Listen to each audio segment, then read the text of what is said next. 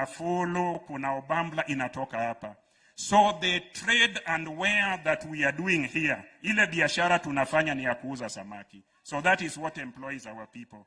Tafadhali, tunaomba waziri, tuko na gold pale Nyatike. Lakini kuna wizara moja ilitangaza atiyo shamba yote ya Nyatike is a forest. Your Excellency, people are living in that forest and it is not a forest, it's county land. So hiyo tuwachie tu. We have always looked after it, hiyo tuwachie tu. Hiyo ni ya Wamigori, wale wanataka gold waje wachimbe, lakini watuachie shamba yetu tukae hivyo. Au sio? Mimi sitasema mengi kwa sababu leo ni siku yako, Your Excellency. I just want to thank you for coming here, and I want to ask you and request you, because you are the President of Kenya, that these visits that you have done, that you have not placed the condition that somebody who belongs to a different party must come to. This is the way to build a unified Kenya. I should not be compelled to visit a public office and then be told that I can only be served if I belong to the ruling political formation. So I am here on my own volition, but I'm also here under duty to work for the people of Migori. Tufanye ama tusifanye? Kwa hivyo, mimi nataka kuchukua nafasi hii, ni kualike uje mbele hapa, na kabla usimame rais, wacha hao ndio wasimame. You know you are the president and we have one president and one baba. Kwa hivyo, ikanelwe tu mondo uruake president makenya ka, mondo bi, mondo losko, rujiadimo uruake. Wanege lwedwero kamano. Asante sana Mheshimiwa Governor, tafadhali tuketi chini. Ndugu viongozi wote, wananchi wa hapa Awendo na wananchi wa Migori, hamjambo. Amoso ujodhurua. Jodhurua untie. Jodhurua umor. Jodhurua oil. Bwana Yesu asifiwe. Hebu mnisalimie hivi hewani nione watu wa Migori. Hey! Naona mmekuja kweli. Kwanza, mimi nataka niwashukuru sana watu wa Migori, watu hapa Awendo, kwa kutukaribisha hapa nyumbani. Mimi nataka niwashukuru tena. Nilikuja hapa Migori sehemu fulani, nikaomba kura zenu na mlinipatia, lakini mlinipimia. Lakini kwa ile mlinipatia, mimi nataka niseme asante sana. Lakini vile nilisema wakati nilikuwa pale Uriri, mimi nilisema hivi ya kwamba tunataka Kenya.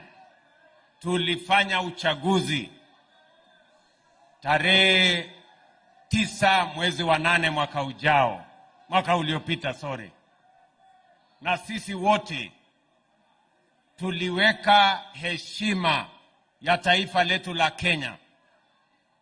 Tukawa na uchaguzi ambao ulikuwa ni uchaguzi wa aina ya kipekee. Ya kwanza, tulikuwa na uchaguzi wa amani. Mimi nataka niwaambie watu wa Migori na Kenya asante sana.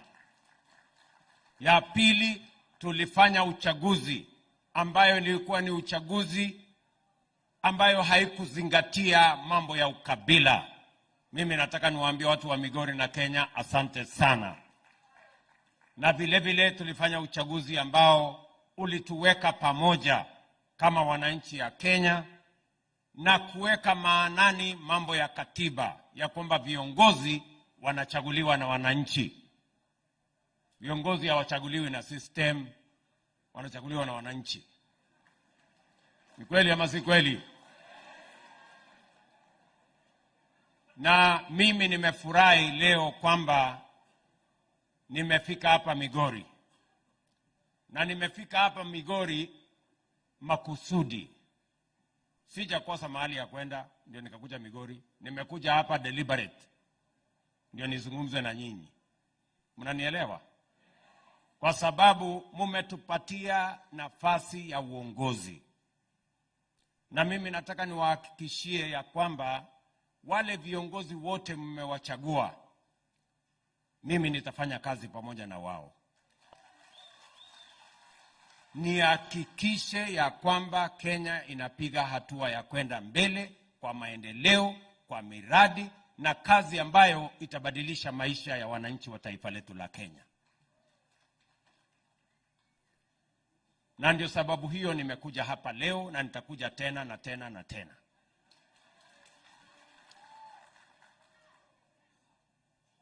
Leo mimi nimefika hapa kwa sababu nimekuja kuanzisha hospitali hapa, kwa sababu tunataka kusaidia wananchi wa hapa na mambo ya hospitali. Nimekuja hapa kwa sababu ya mambo ya hii sukari ama kilimo ya miwa. Na nimekuja hapa Migori pia kwa sababu tuko na mpango ya affordable housing ambayo tunataka kutumia kuzalisha nafasi ya ajira ya vijana wetu na vile vile tuitumie kuendesha uchumi wa taifa letu la Kenya. That is why I am in Migori today. Na wacha nianze na mambo ya wakulima. Mnajua mimi kwanza ni mkulima na mimi nimekuwa waziri wa kilimo pale mbeleni. Ya kwamba njia ya kupunguza gharama ya maisha ni kusaidia wakulima watuzalishie chakula ya kutosha. Watuzalishie chakula ya aina zote, ikiwemo samaki, ikiwemo miwa, ikiwemo rice, ikiwemo mahindi na ile chakula ingine yote. Mimi wakati nilitafuta kura, niliwaeleza Wakenya ya kwamba hii mambo ya miwa lazima tuitatue safari hii. Kumekuwa na ukora mwingi, kumekuwa na cartel kubwa, kumekuwa na watu wajeuri wengi, na ndio nilisema this time round hii mambo ya sekta ya miwa tutaitatua kikamilifu. Mnanielewa? Na ndio mulisikia mimi nilitoa warning kwa wale watu wameteka nyara mambo ya miwa na mambo ya sukari Kenya hii, kwa sababu ni watu wakubwa wajeuri, watu wakora ambao wamezoea kuangamiza wakulima na kuangamiza sekta hii ya kilimo ya miwa. Tuko pamoja? Mimi niliwaeleza ya kwamba njia ya kutatua sekta hii, kwanza imerundikana madeni makubwa kwa hizi kampuni zetu zote. Ile kampuni ya kibinafsi inaendelea, inalipa wakulima, hawana madeni, hawashughuliki na mambo hiyo ingine yote, hawatafuti usaidizi ya serikali, inaendelea. The private sector millers are making money, they are paying farmers and they are doing their thing. Lakini kampuni ya serikali ndio iko na matatizo. Wakora wameiteka nyara, watu brokers wako huko ndani, na ndio kampuni zetu asifanye vizuri. Ndio nikasema awamu ya kwanza, first thing, ni kuondoa madeni ambayo imeingia kwa hizi makampuni. Tumehesabu madeni yote ya hizi kampuni, tukakuta ni madeni ya bilioni 117. Deni ya hapa kwenu ya Nzoia, ya nini, ya hapa Soni, ni bilioni 7.2. Niliwaambia hii madeni kama serikali tutayafutilia mbali, kama ni madeni ya benki, kama ni madeni ya taxes, kama ni madeni ya KRA. Nimepitisha katika baraza la mawaziri na vile vile nimepeleka bunge, na mimi nataka niwashukuru wabunge. Wabunge wamenikubalia kama serikali tuvute ama tufutilie mbali madeni yote ya sekta ya kilimo ya miwa. Wiki hii, kwa sababu tulimaliza kama siku 10 iliyopita kule bunge, wiki hii tunapata certificate kutoka yale madeni yote. Tunaelewana? Na hiyo madeni imepatikana kwa sababu ya usimamizi ambao sio mzuri katika kampuni zetu. Lazima niwaambie ukweli. Mimi nataka niwaulize, hawa wakulima wengi walipeleka mazao yao kwa kampuni zetu. Miwa imepelekwa pale na mkulima. Mkulima hajalipwa. Miwa yake ilienda wapi? Miwa yake ilisagwa, si ndio? Miwa yake ilisagwa ikauzwa na hakulipwa. Yule mfanyikazi mwenye anafanya kazi kwa kampuni hajalipwa. Sasa mimi nataka niwaulize, mkulima amelete miwa, imesagwa, imeuzwa, mkulima hajalipwa, mfanyikazi hajalipwa. Mnataka tuendelee na hiyo biashara? Bana.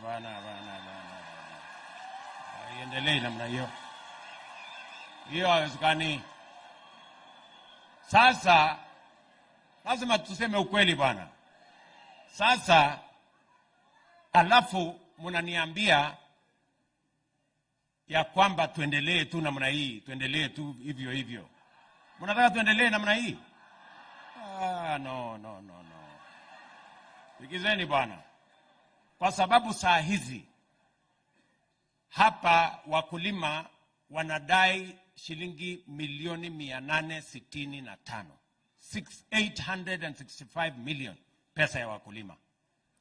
Mimi nataka niwaambie wakulima, nitatafuta pesa ya ushuru ya Wakenya na nitakuja kuwalipa hiyo pesa. Na nitalipa kabla ya Disemba. Munipatie mwezi moja na nusu, mwezi mbili. Tunaelewana? Si mnataka hiyo pesa yenu ilipwe? Lakini sasa mimi nataka niwaulize, hii pesa ambayo mimi naenda kutafuta ya Wakenya wamelipia ushuru, na sio ya kwamba ni wanasimamia hii kampuni. Mnanielewa? Na sio mara ya kwanza sisi kufanya hiyo kazi. Tumekuwa tunakaa kidogo tunalipa, tunakaa kidogo tunalipa. So mimi nataka niseme hivi, pesa tutatafuta ya serikali, tutalipa, si ndio? Na hiyo pesa sio pesa ya bure. Lazima nikuwe na maswali, kwa sababu Wakenya wataniuliza, hii pesa yetu unaenda kulipa kwa miwa ambayo sijui ilienda wapi. Si hapo iko makosa? Hapa tuko na wafanyikazi wanatai shilingi bilioni 1 na 1.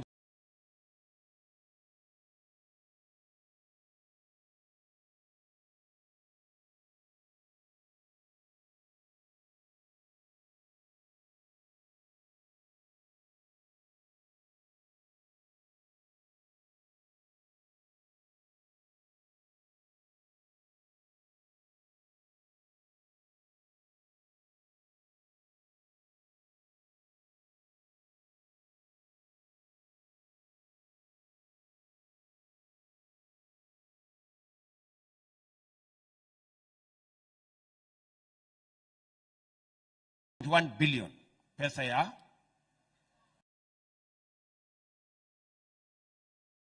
So ile kitu mimi nawahakikishia watu wa Sony na zile kampuni zingine, bilioni 117 tumefutilia mbali.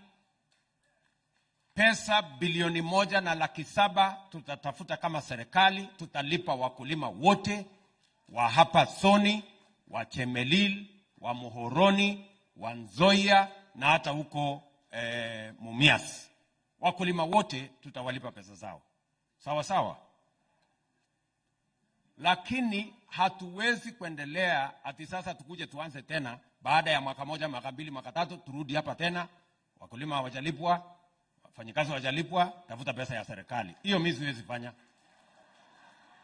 Si ndio? Hawa watu wote ambao wamechangia hii maneno, mambo yao ni matatu. Hakuna story nyingine.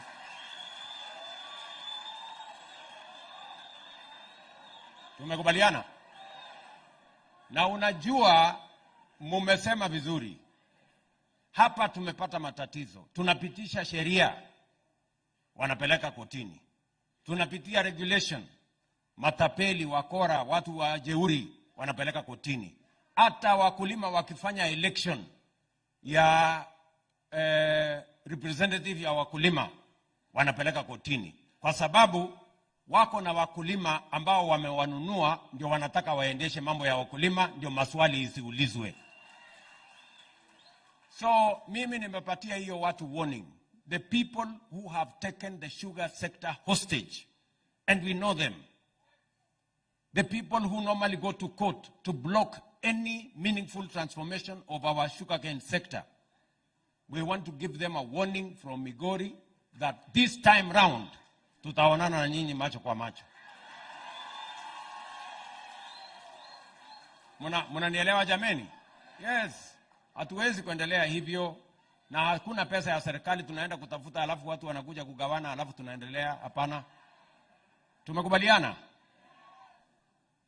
Sasa mumeniambia bado mnataka pesa ingine milioni 200 ya kufanya nucleus. Mnataka pesa ingine ya kufanya maintenance. Jameni, please, my friends. Hapa tuko na nucleus. Nucleus, hakuna mkulima ya kulipwa. Nucleus ni ya kampuni. Pesa ya nucleus ile tunazalisha naye miwa ya nucleus inaenda na nani?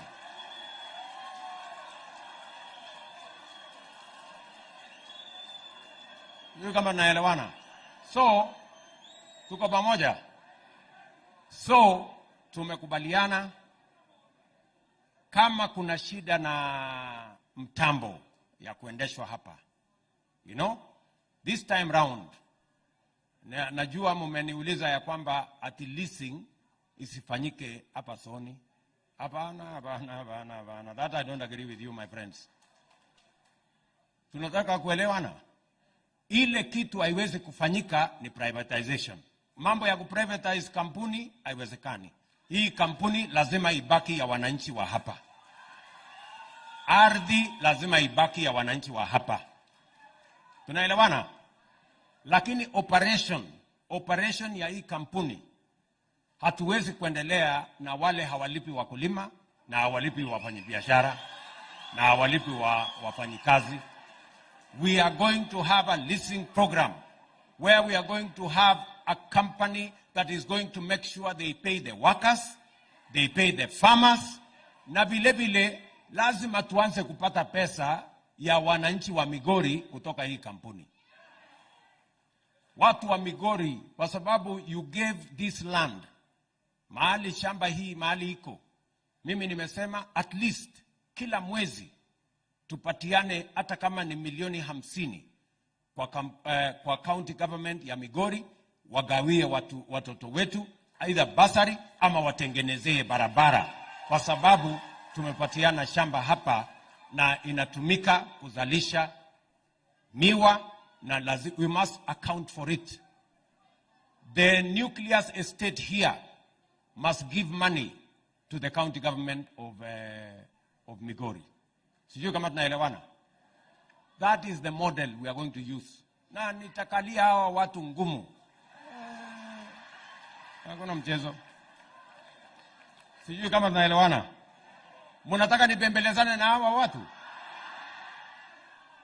Waendelee ati kuchukua pesa alafu tunarudi hapa tunatafuta pesa ya hapana, no way. Sijui kama tunaelewana. Mimi nakubaliana na nyinyi. Wakulima hapa wameongea vizuri. Wamesema lazima tuwe na zoning, ndio kuwe na accountability. Mtu huwezi kutoka Kakamega ukuje uharvest miwa ya watu hapa Migori.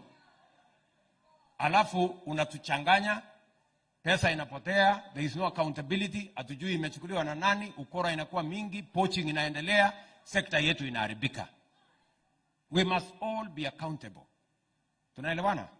So nimeshukuru ya kwamba wakulima wanakubali tufanye zoning, na hiyo ndio sheria iko bunge.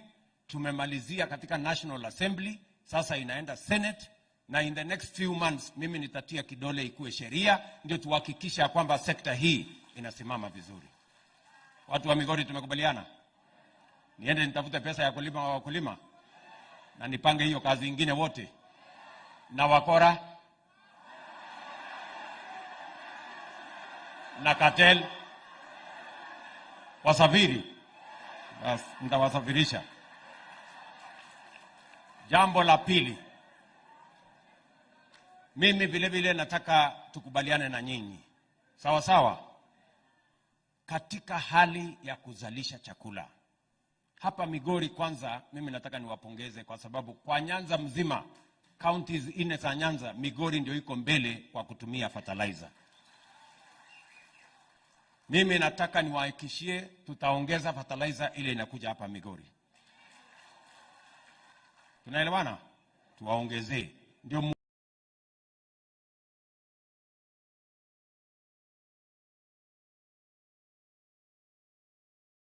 muweze kuzalisha chakula zaidi.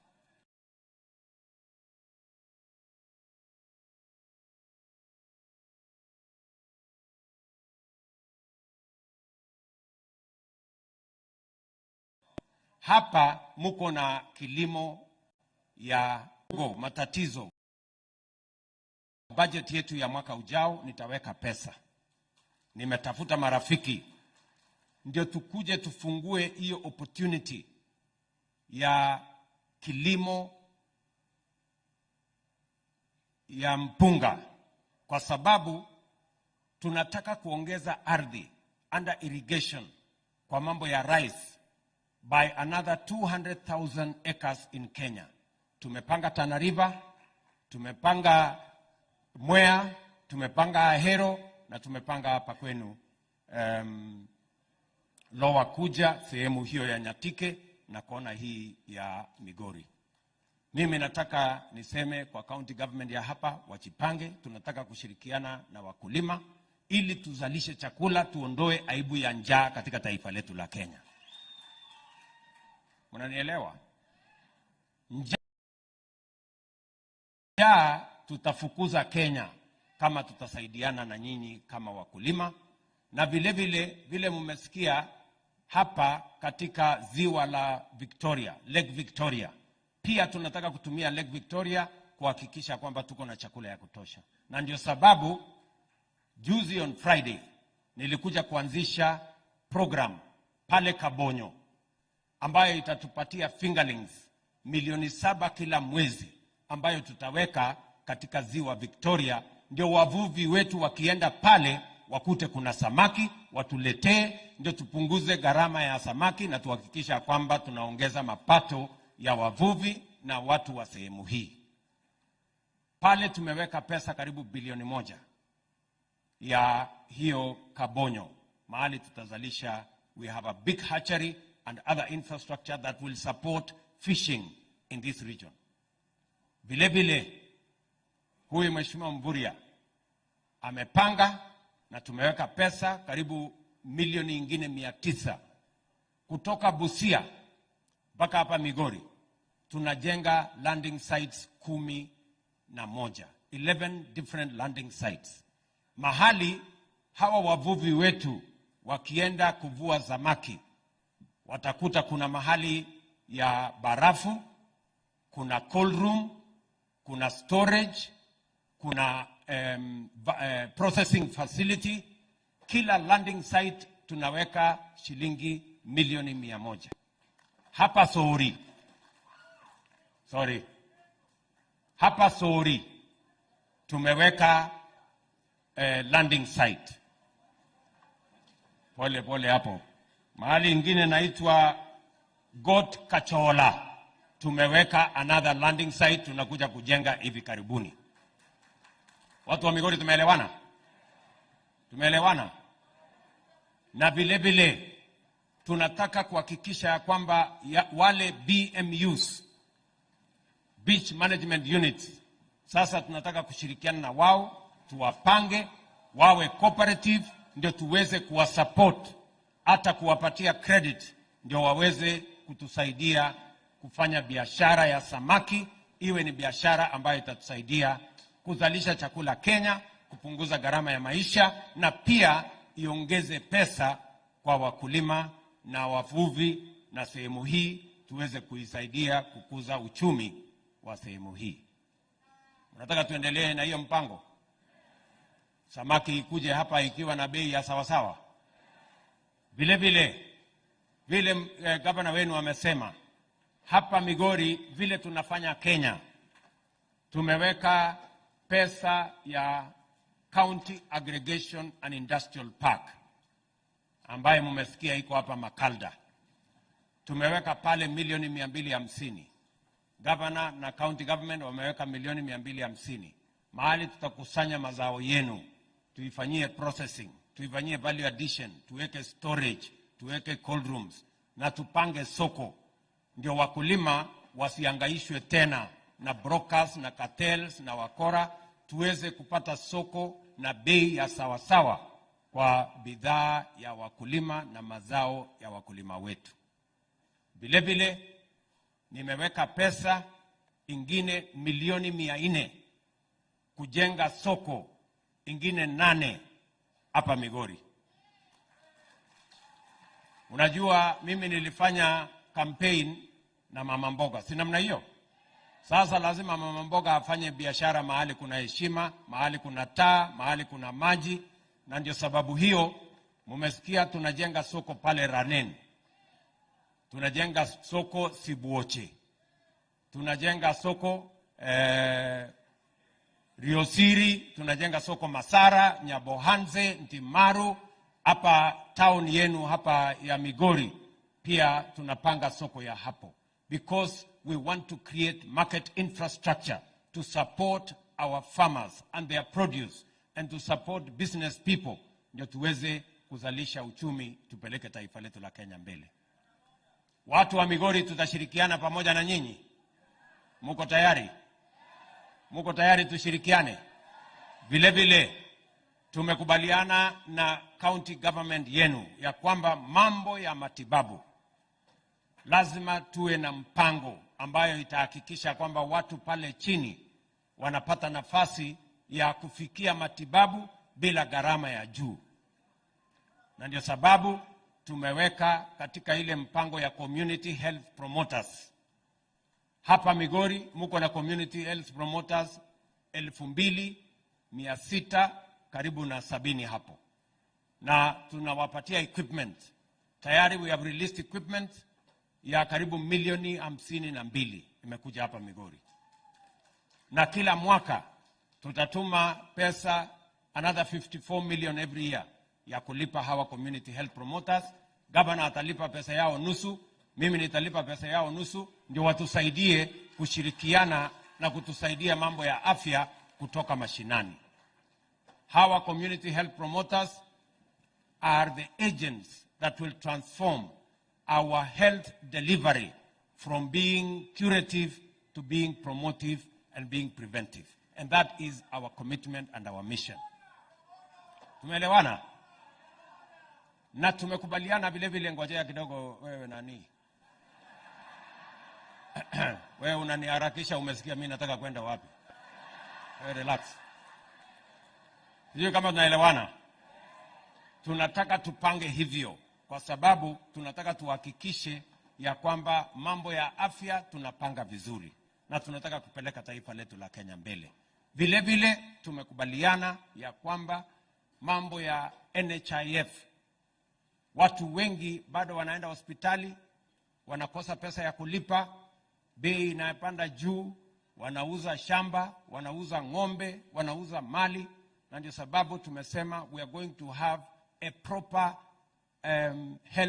universal health delivery program. Na mimi nataka niwashukuru wabunge, wamefanya sehemu yao. Hivi karibuni tutakuwa na sheria 4 mpya ambayo itasimamisha mambo ya universal health. Na tumekubali ya kwamba wale wananchi wenye mapato ya chini watalipa chini. Sisi ambao ni wadosi tuko na pesa kidogo, tuko na mshahara, tutalipa juu zaidi kidogo. Hapo iko makosa? Tumesema mama mboga na bodaboda na hao watu wengine walipe shilingi 300 badala ya kulipa 500. Na sisi wengine tuongeze pesa kidogo. Si ndio? Si mimi niko na mshahara nilipe pesa juu kidogo? Na huyo yako pia hako na mshahara. Na hao wabunge wako na mshahara. So sisi tutalipa pesa ya juu kidogo ndio tuhakikisha kwamba health is affordable, health is accessible to every citizen of the Republic of Kenya. Tumekubaliana watu wa Migori? Na mimi nataka niwahakikishie, vile nimesema, hatuwezi kuendelea na siasa ya Kenya ambayo inatugawanya. Serikali ya kitaifa na serikali ya county inadubidi kwa sababu sheria ndio inasema na katiba ya Kenya ndio inasema tushirikiane ndio tufanye kazi ambayo itafaidi wananchi wote wa taifa letu la Kenya. Na ndio mimi nimewahakikishia ya kwamba hakuna sehemu ya Kenya itabaguliwa kwa misingi ya kabila ama misingi ya vyama. Sisi wote ni wa Kenya, tunalipa ushuru na serikali ya Kenya itawatumikia bila ya ubaguzi wowote. Na ndio mnaona mimi nimekuja hapa Migori. Si namna hiyo? Tuko na barabara ambaye tumepanga hapa kwenu, tunaenda kupanga barabara ya kutoka hapo Stella kuteremuka kwenda mpaka Gogo huko mpaka ifike Oyani, na nilikuja hapa nikaanzisha ingine ya kule Nyarach ya kwenda Oboke mpaka ifike Rangwe, lakini ule contractor mlimfukuza. Sasa sijui nifanye nini. Huyo contractor nimrudishe ama mtakuja kumfukuza tena? Akuja ajenge barabara? Nilete wengine akujenga barabara? Mnataka tujenge barabara ya lami ama mnatakaje? Lakini mimi nimeambiwa nyinyi mnachoma barabara ya lami hapa. Sijui sasa hii mnataka ya kujenga ama ya kuchoma? Ya kujenga. Na watu wa kuchoma mtawaambia nini? Ati mambo ni ngapi? Ati mnasema tuwaambie mambo ni matatu. Wale wa kuchoma lami. Basi nitawaambia watu wa Migori wamesema nyinyi wa kuchoma lami mambo yenu ni matatu. Ndio? So watu wa Migori tunaelewana? Mimi nataka niwahakikishia kwamba tunasonga pamoja. Msikiwe na wasiwasi. Na nimesikia viongozi wenu hapa wanasema tupange maneno vizuri, si ndio? Na mnajua mimi najua kupanga hii maneno. Kwani hamjui? Si mko na network? Niliwaambia hawa watu wa deep state na system hawataniweza. Ndio? Nyinyi mnanielewa? Sasa mimi nataka niwaulize nyinyi. Hawakuniweza siku ile, wataniweza safari hii kweli hata nyinyi tena? Na mimi nataka niwaulize, acha mimi niwaulize nyinyi watu wa Migori. Si ndio? Si tulikuja hapa siku ile sisi wote tulikuwa ODM. Si tukatafuta kiti ya rais. Si ndio? Siku ile hatukupata. Si ndio? Lakini safari hii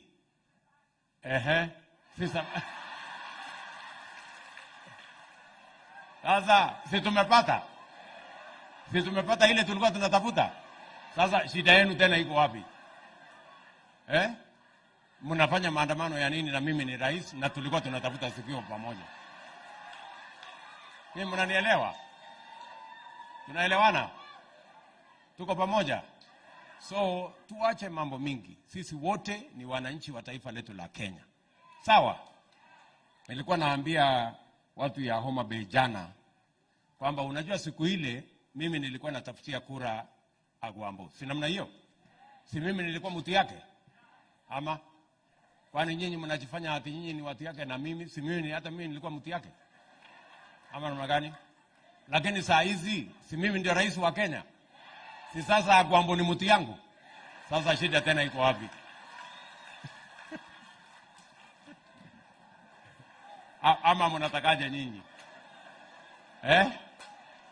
Na mimi nataka niwapatie warning nyinyi watu wa hapa Migori. Nyinyi muanze kunizoea. Kwa sababu hata mimi najipanga kuwazoea. Ndio? So kwa sababu tunataka kujenga Kenya moja. Hatutaki Kenya ya vurugu. Hatutaki Kenya ya vita. Hatutaki Kenya ya chaos.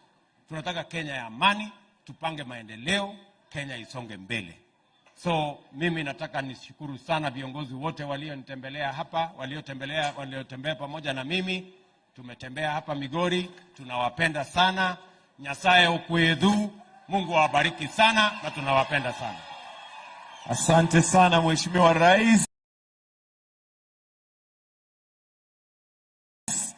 Naomba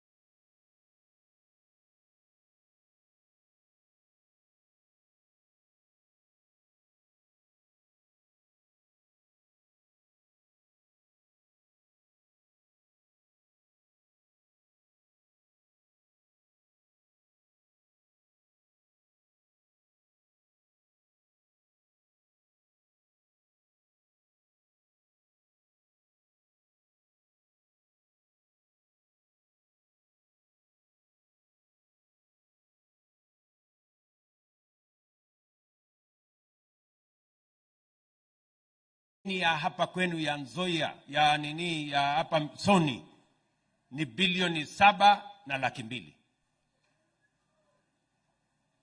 Niliwaambia hii madeni kama serikali tutayafutilia mbali, kama ni madeni ya benki, kama ni madeni ya taxes, kama ni madeni ya KRA.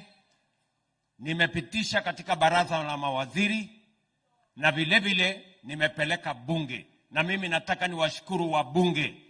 Wabunge wamenikubalia kama serikali tuvute ama tufutilie mbali madeni yote ya sekta ya kilimo ya miwa.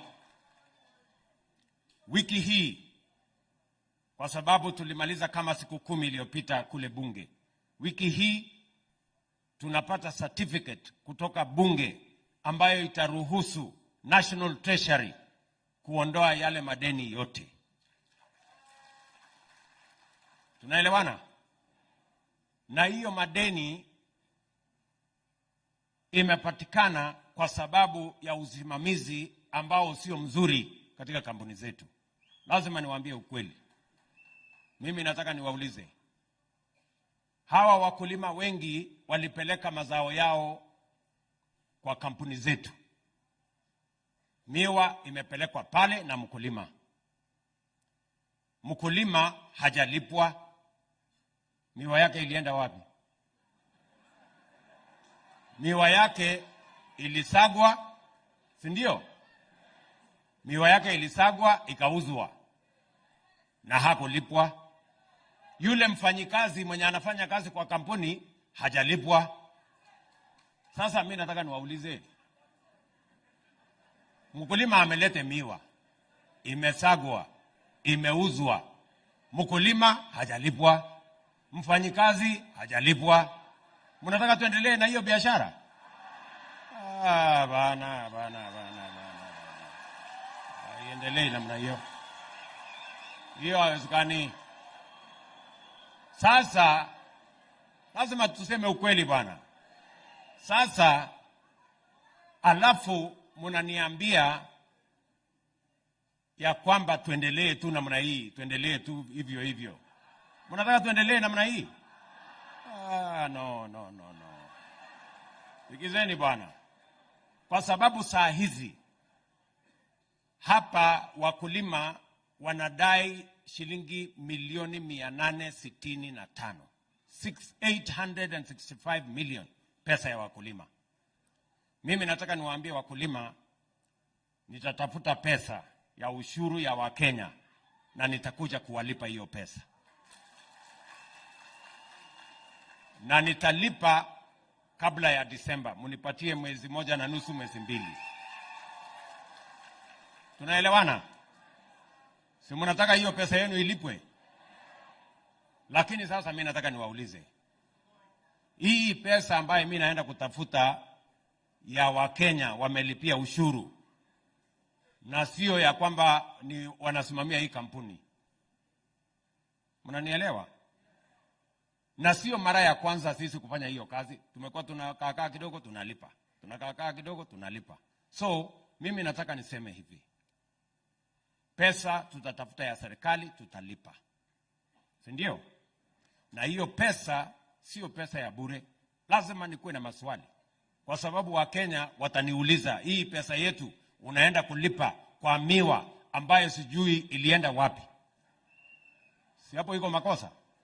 Hapa tuko na wafanyikazi wanatai shilingi bilioni 1 na 1.1 billion pesa ya. So ile kitu mimi nawahakikishia watu wa Soni na zile kampuni zingine, bilioni 117 tumefutilia mbali. Pesa bilioni 1.7 tutatafuta kama serikali, tutalipa wakulima wote wa hapa Soni, wa Chemelil, wa Muhoroni, wa Nzoia na hata huko Mumias. Wakulima wote tutawalipa pesa zao. Sawa sawa? Lakini hatuwezi kuendelea ati sasa tukuje tuanze tena baada ya mwaka 1, mwaka 2, mwaka 3 turudi hapa tena wakulima hawajalipwa, wafanyikazi wajalipwa, tafuta pesa ya serikali. Hiyo mimi siwezi fanya, si ndio?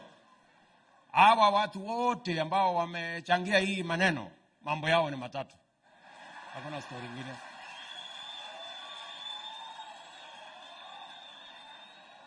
Tumekubaliana? Na unajua, mumesema vizuri. Hapa tumepata matatizo. Tunapitisha sheria, wanapeleka kotini.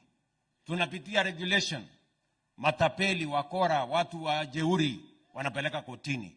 Hata wakulima wakifanya election ya representative ya wakulima, wanapeleka kotini. Kwa sababu wako na wakulima ambao wamewanunua, ndio wanataka waendeshe mambo ya wakulima, ndio maswali isiulizwe. So mimi nimepatia hiyo watu warning. The people who have taken the sugar sector hostage, and we know them. The people who normally go to court to block any meaningful transformation of our sugarcane sector. We want to give them a warning from Migori that this time round, tutaonana na nyinyi macho kwa macho. Mnanielewa jameni? Yes. Hatuwezi kuendelea hivyo, na hakuna pesa ya serikali tunaenda kutafuta alafu watu wanakuja kugawana alafu tunaendelea. Hapana. Tumekubaliana? Sasa mumeniambia bado mnataka pesa ingine milioni 200 ya kufanya nucleus. Mnataka pesa ingine ya kufanya maintenance. Jameni, please, my friends. Hapa tuko na nucleus. Nucleus, hakuna mkulima ya kulipwa. Nucleus ni ya kampuni. Pesa ya nucleus ile tunazalisha naye miwa ya nucleus inaenda na nani?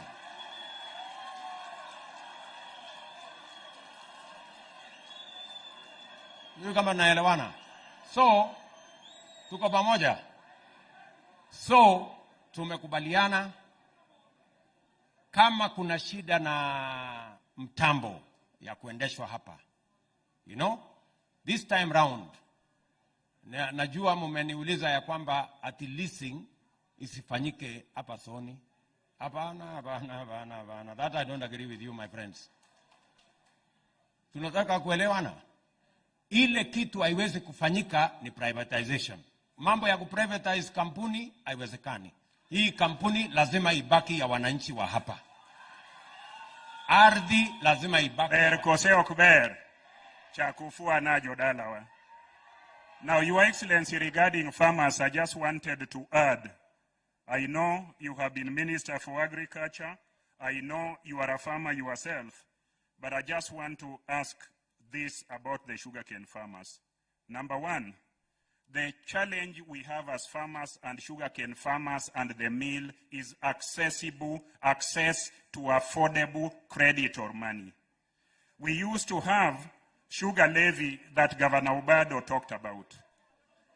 And you remember, Your Excellency, you were in Parliament in 2001, when Munyinyi and I brought the Sugar Act that brought Kenya Sugar Board. When that board was merged with other things, this mill has been put under the stress of looking for funds from commercial banks, just like Chemelil, like Mumias and others. When private millers, their patrons are able to access affordable credit. So as we fix Sony, let us have that levy back, let us have that money, so that when there is need for maintenance, they do not come to the national government, county government, or anywhere. They are able to access money with which they will be able to improve and run the mill. Now, Your Excellency, the second most important challenge that is not being talked here. Your Excellency, as a nation, we are sugar deficit in production. Hata tukipanua hii Soni mara 5, hatuwezi fill that deficit. So occasionally we have to import. I want to request you, do not allow importation of sugar in the hands of private profiteers. Establish a state corporation that will be able to import sugar and give it to distributors at the right price. The money that will be made from that importation, tuweke kwa sugar levy, tuweke kwa hii pesa zote za agriculture sector so that we can improve agriculture. Because there is enough money from importation of sugar. And when those barons import sugar, they do not help you, they do not help anybody, they do not help the people. So that is a request that we are making to you. Lastly, because other requests have been made relating to this factory. The workers of this factory during COVID. Your Excellency, these people worked for 10 months without pay. This community here, including myself, were bringing food to them to continue working. I know the workers are here. I know how motivated they are. I want to ask you, whatever approach we will be giving it, whether privatization, commercialization, there is one thing that we must handle. Our wafanyikazi, let them not be jobless. They are the ones who have been able to stand with this mill, including the MD. I know the MD. Huyu MD hatakuwa anapata mshahara. Na huyu ni mshiriki wa kanisa wa SDA kila wakati, na alikuwa naomba msaada kutoka hapa ili sisi zote hii mill iende. Na tuliamua kama hii community that the smoke of this factory must never die. So as we consider this, let us not forget about the workers of this place. Now, having said that about sugar, Your Excellency, mimi ni mjukuu wa Mbogokelo. You know, when other people talk about privatization, land is a very sensitive thing here. I want to tell you, when I heard you speak in Uriri, and you said the land is not going, the spirit of Mbogo will rest. Na tutakuwa sawa sawa. Joturo winja. President no wacho kawa Uriri, ni biro los kambi ni nito lop jo piny ok no dhi ber kose ok ber. Na on that, we are together. We want it to be commercialized. We want it to be improved. But tafadhali, let the spirits of our ancestors not be placed in the hands of a private person who may not respect those spirits. Na kando na hiyo, najua wengi wameshtuka ati Ochilo wako hapa. I want to tell you, my brothers and sisters who are here, 2 weeks ago, all Azimio governors met in Mombasa, and we had all our principals. Baba alikuwa ndani, Kalonzo Musyoka alikuwa ndani, na tulikutana kule Mombasa, and we were hosted by the governor of Mombasa. Governor of Kisii was there, governor of Nyamira was there, governor of Kisumu was there, governor of Busia was there, of Kakamega, kila sehemu ambayo tulipigiwa kura kama watu wa Azimio. And we resolved that as a leadership of counties, we must make the constitution work. The constitution of Kenya allows voters to vote 6 times for 6 different positions. And it may happen, as it has happened today, that the president was leading and is still leading what we call Kenya Kwanza formation, and is the president of Kenya.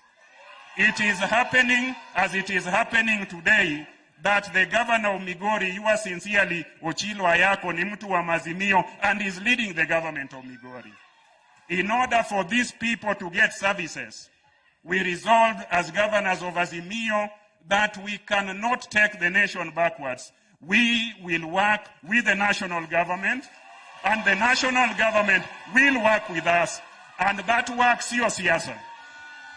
We also recognized that multipartyism is here to stay. So, Your Excellency, I am happy.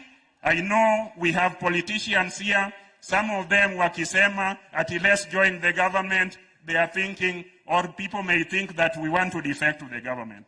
You have said it clearly, in crystal clear language, that you will serve the people of Kenya, irrespective of how they voted, irrespective of how they will intend to vote in the future, because the nation must grow everywhere and anywhere, because it's one nation, 47 county governments, and one national government. Ukweli ama sio ukweli wananchi? Kwa hivyo rais, tunakuomba upate muda kila wakati, tembea pale Rongo, walikuwa wanakuhitaji, wamekusubiri, hawajakuona leo kwa sababu program ni fupi. Hapa Wendo umekuja, tunakushukuru. Uriri umekuja, tunakushukuru. Suna West, Kuria East, Kuria West. And that's how friendship is made. So that when you come back, whenever you want to come back and talk to these people, there will be a starting point. So I want to thank the people of Awendo for coming here to welcome the president, and also for coming here and asking and requesting that they be served like other Kenyans. I want to tell our people just a few things. Recently, we started having our first flight pale airstrip yetu ya Migori inaitwa Lichota. Wakati tulikuwa na hiyo airstrip ya Migori, we did not have a place for holding and handling customers. When your government and my government met, and we undertook as a county government to put up that place, we did it in 4 weeks, and the plane can now land and take off from Migori.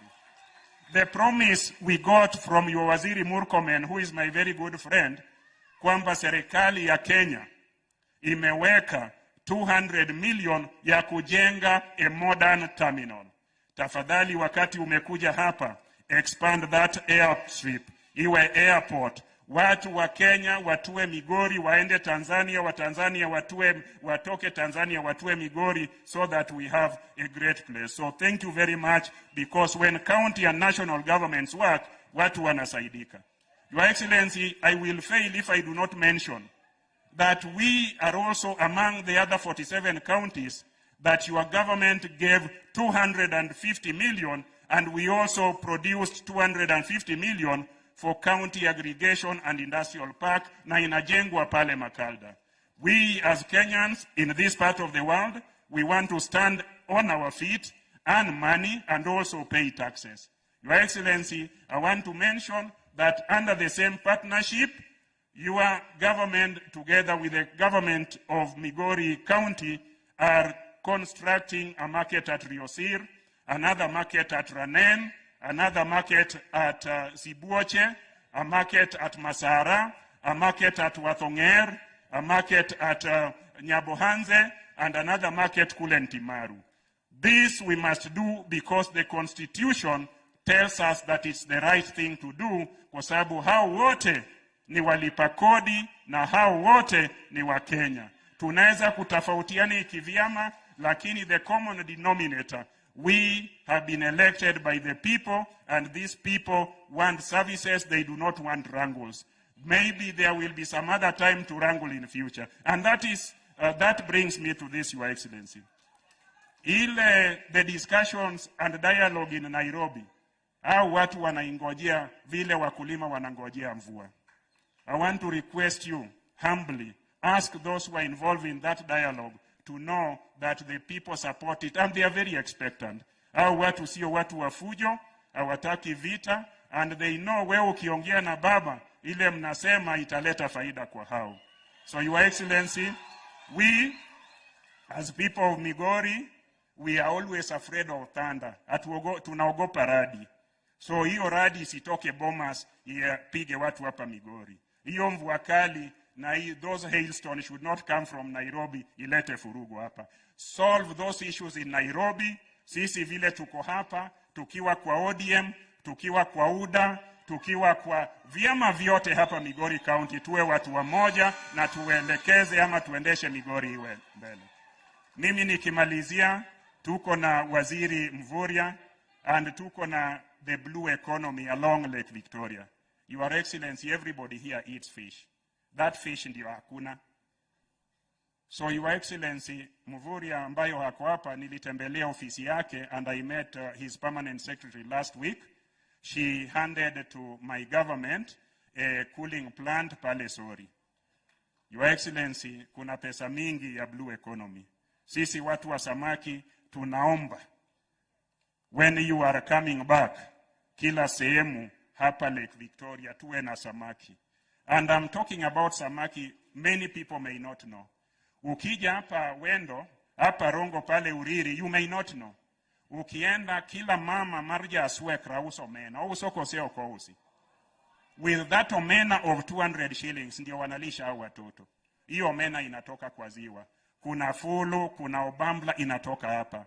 So the trade and wear that we are doing here, ile biashara tunafanya ni ya kuuza samaki. So that is what employs our people. Tafadhali, tunaomba waziri, tuko na gold pale Nyatike.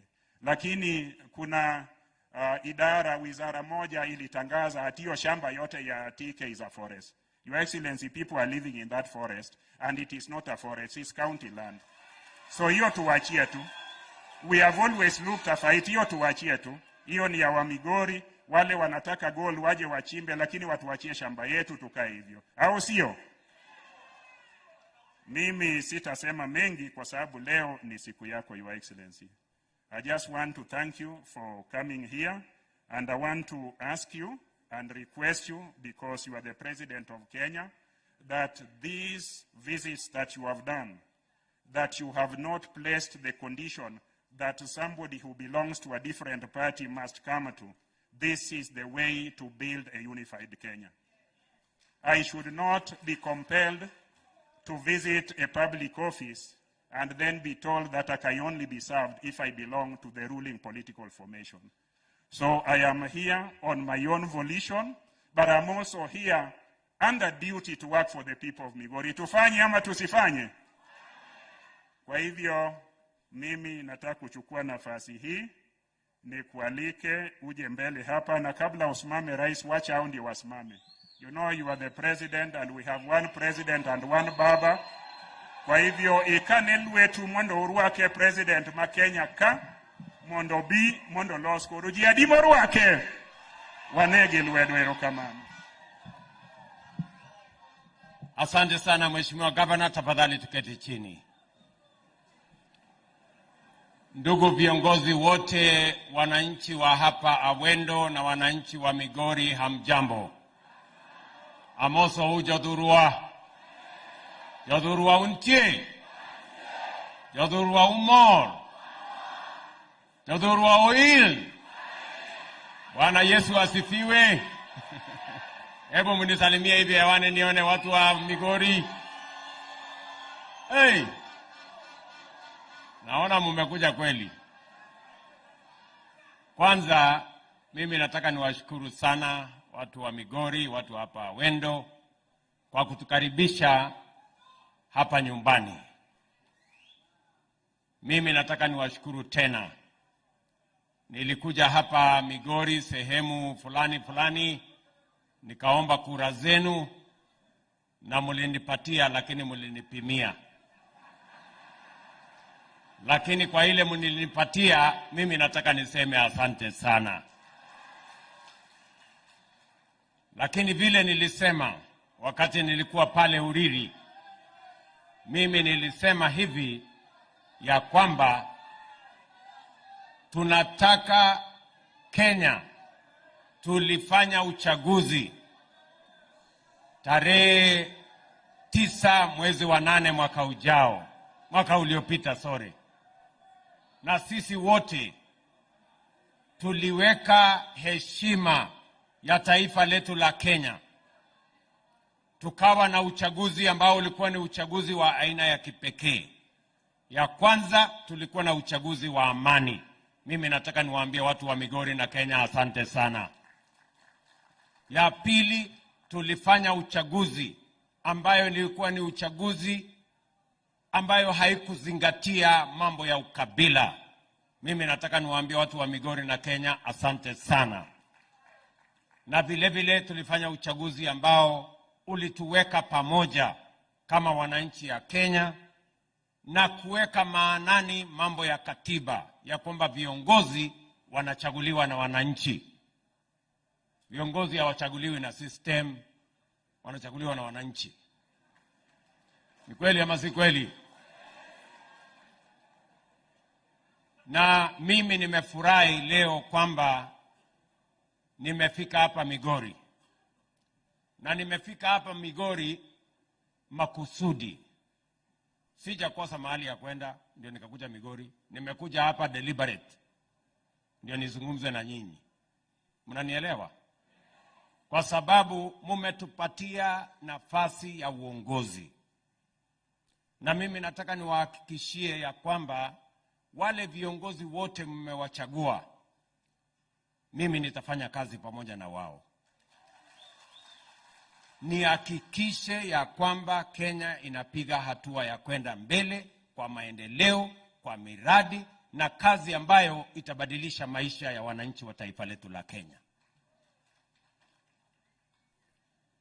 Na ndio sababu hiyo nimekuja hapa leo na nitakuja tena na tena na tena.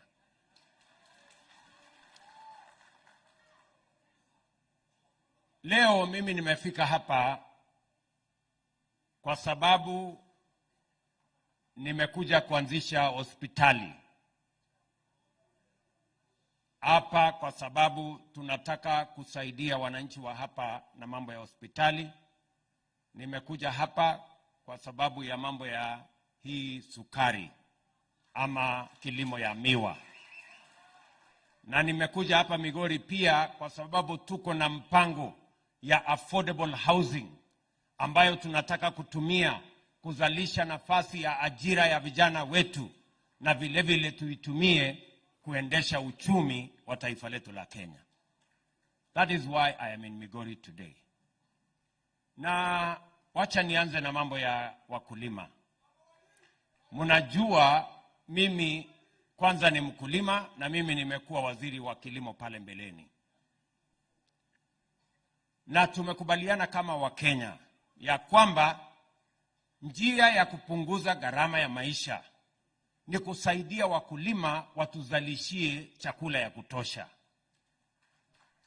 Watuzalishie chakula ya aina zote, ikiwemo samaki, ikiwemo miwa, ikiwemo rice, ikiwemo mahindi na ile chakula ingine yote.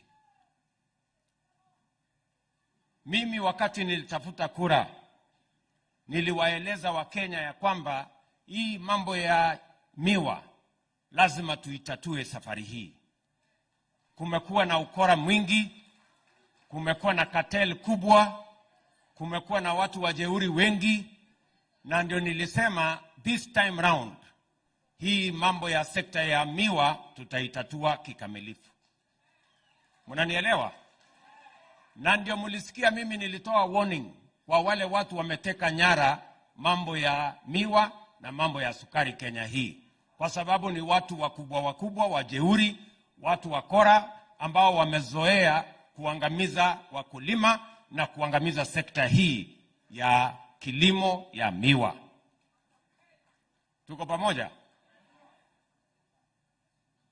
Mimi niliwaeleza ya kwamba njia ya kutatua sekta hii, kwanza imerundikana madeni makubwa kwa hizi kampuni zetu zote.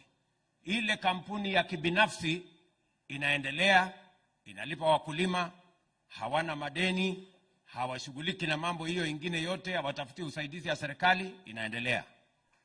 The private sector millers are making money, they are paying farmers and they are doing their thing. Lakini kampuni ya serikali ndio iko na matatizo. Wakora wameiteka nyara, watu brokers wako huko ndani, na ndio kampuni zetu asifanye vizuri.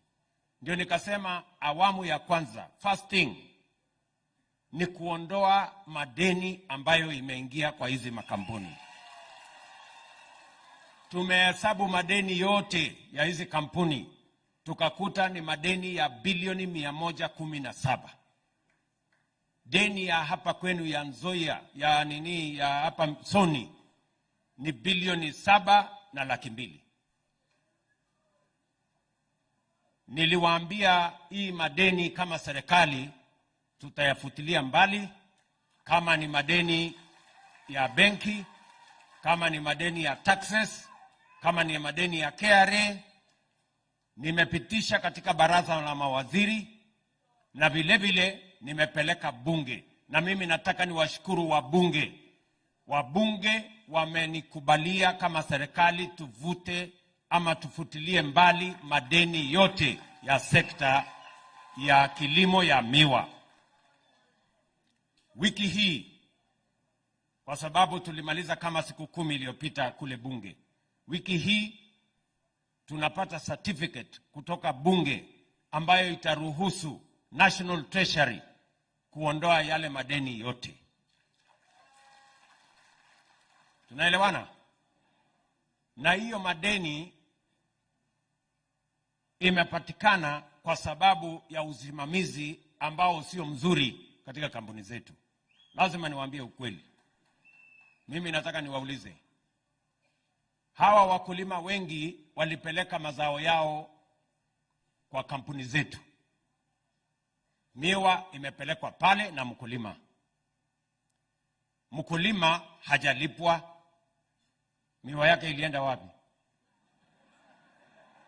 Miwa yake ilisagwa, si ndio? Miwa yake ilisagwa ikauzwa na hakulipwa. Yule mfanyikazi mwenye anafanya kazi kwa kampuni hajalipwa. Sasa mimi nataka niwaulize,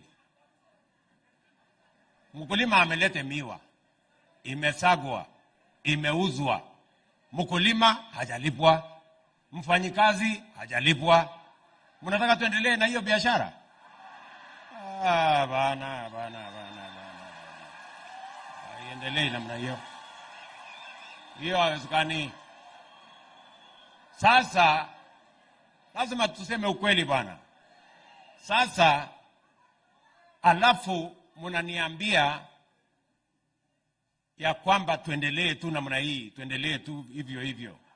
Mnataka tuendelee namna hii? No. Sikizeni bwana. Kwa sababu saa hizi hapa wakulima wanadai shilingi milioni 865. 865 million pesa ya wakulima. Mimi nataka niwaambie wakulima, nitatafuta pesa ya ushuru ya Wakenya na nitakuja kuwalipa hiyo pesa. Na nitalipa kabla ya Disemba. Munipatie mwezi moja na nusu, mwezi mbili. Tunaelewana? Si mnataka hiyo pesa yenu ilipwe?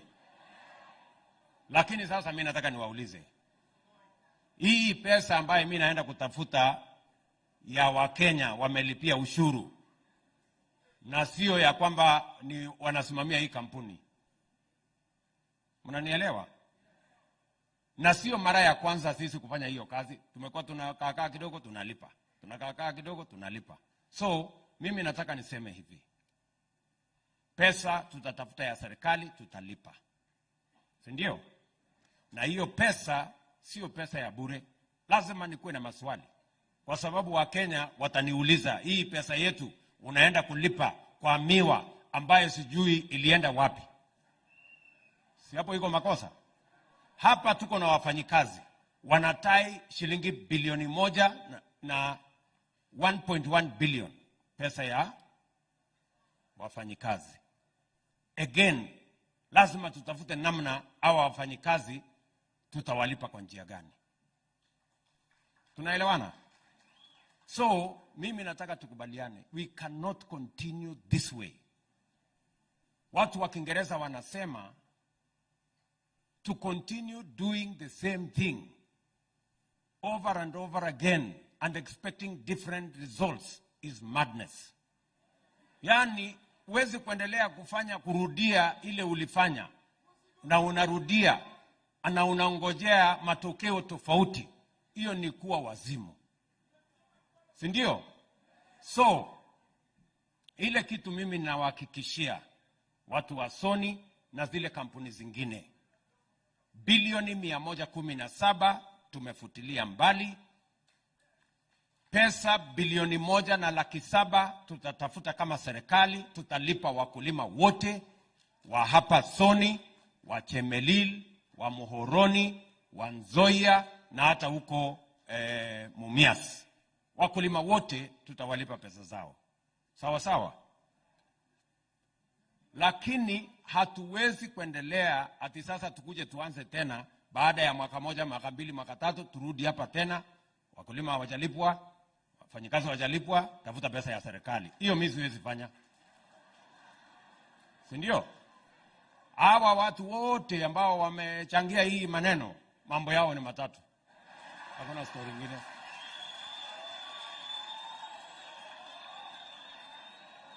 Tumekubaliana? Na unajua mumesema vizuri. Hapa tumepata matatizo. Tunapitisha sheria, wanapeleka kotini. Tunapitia regulation, matapeli, wakora, watu wa jeuri, wanapeleka kotini. Hata wakulima wakifanya election ya representative ya wakulima, wanapeleka kotini. Kwa sababu wako na wakulima ambao wamewanunua, ndio wanataka waendeshe mambo ya wakulima, ndio maswali isiulizwe. So mimi nimepatia hiyo watu warning. The people who have taken the sugar sector hostage, and we know them. The people who normally go to court to block any meaningful transformation of our sugarcane sector. We want to give them a warning from Migori that this time round, tutaonana na nyinyi macho kwa macho. Mnanielewa jameni? Yes. Hatuwezi kuendelea hivyo, na hakuna pesa ya serikali tunaenda kutafuta alafu watu wanakuja kugawana alafu tunaendelea. Hapana. Tumekubaliana? Sasa mumeniambia bado mnataka pesa ingine milioni 200 ya kufanya nucleus. Mnataka pesa ingine ya kufanya maintenance. Jameni, please, my friends. Hapa tuko na nucleus. Nucleus, hakuna mkulima ya kulipwa. Nucleus ni ya kampuni. Pesa ya nucleus ile tunazalisha naye miwa ya nucleus inaenda na nani?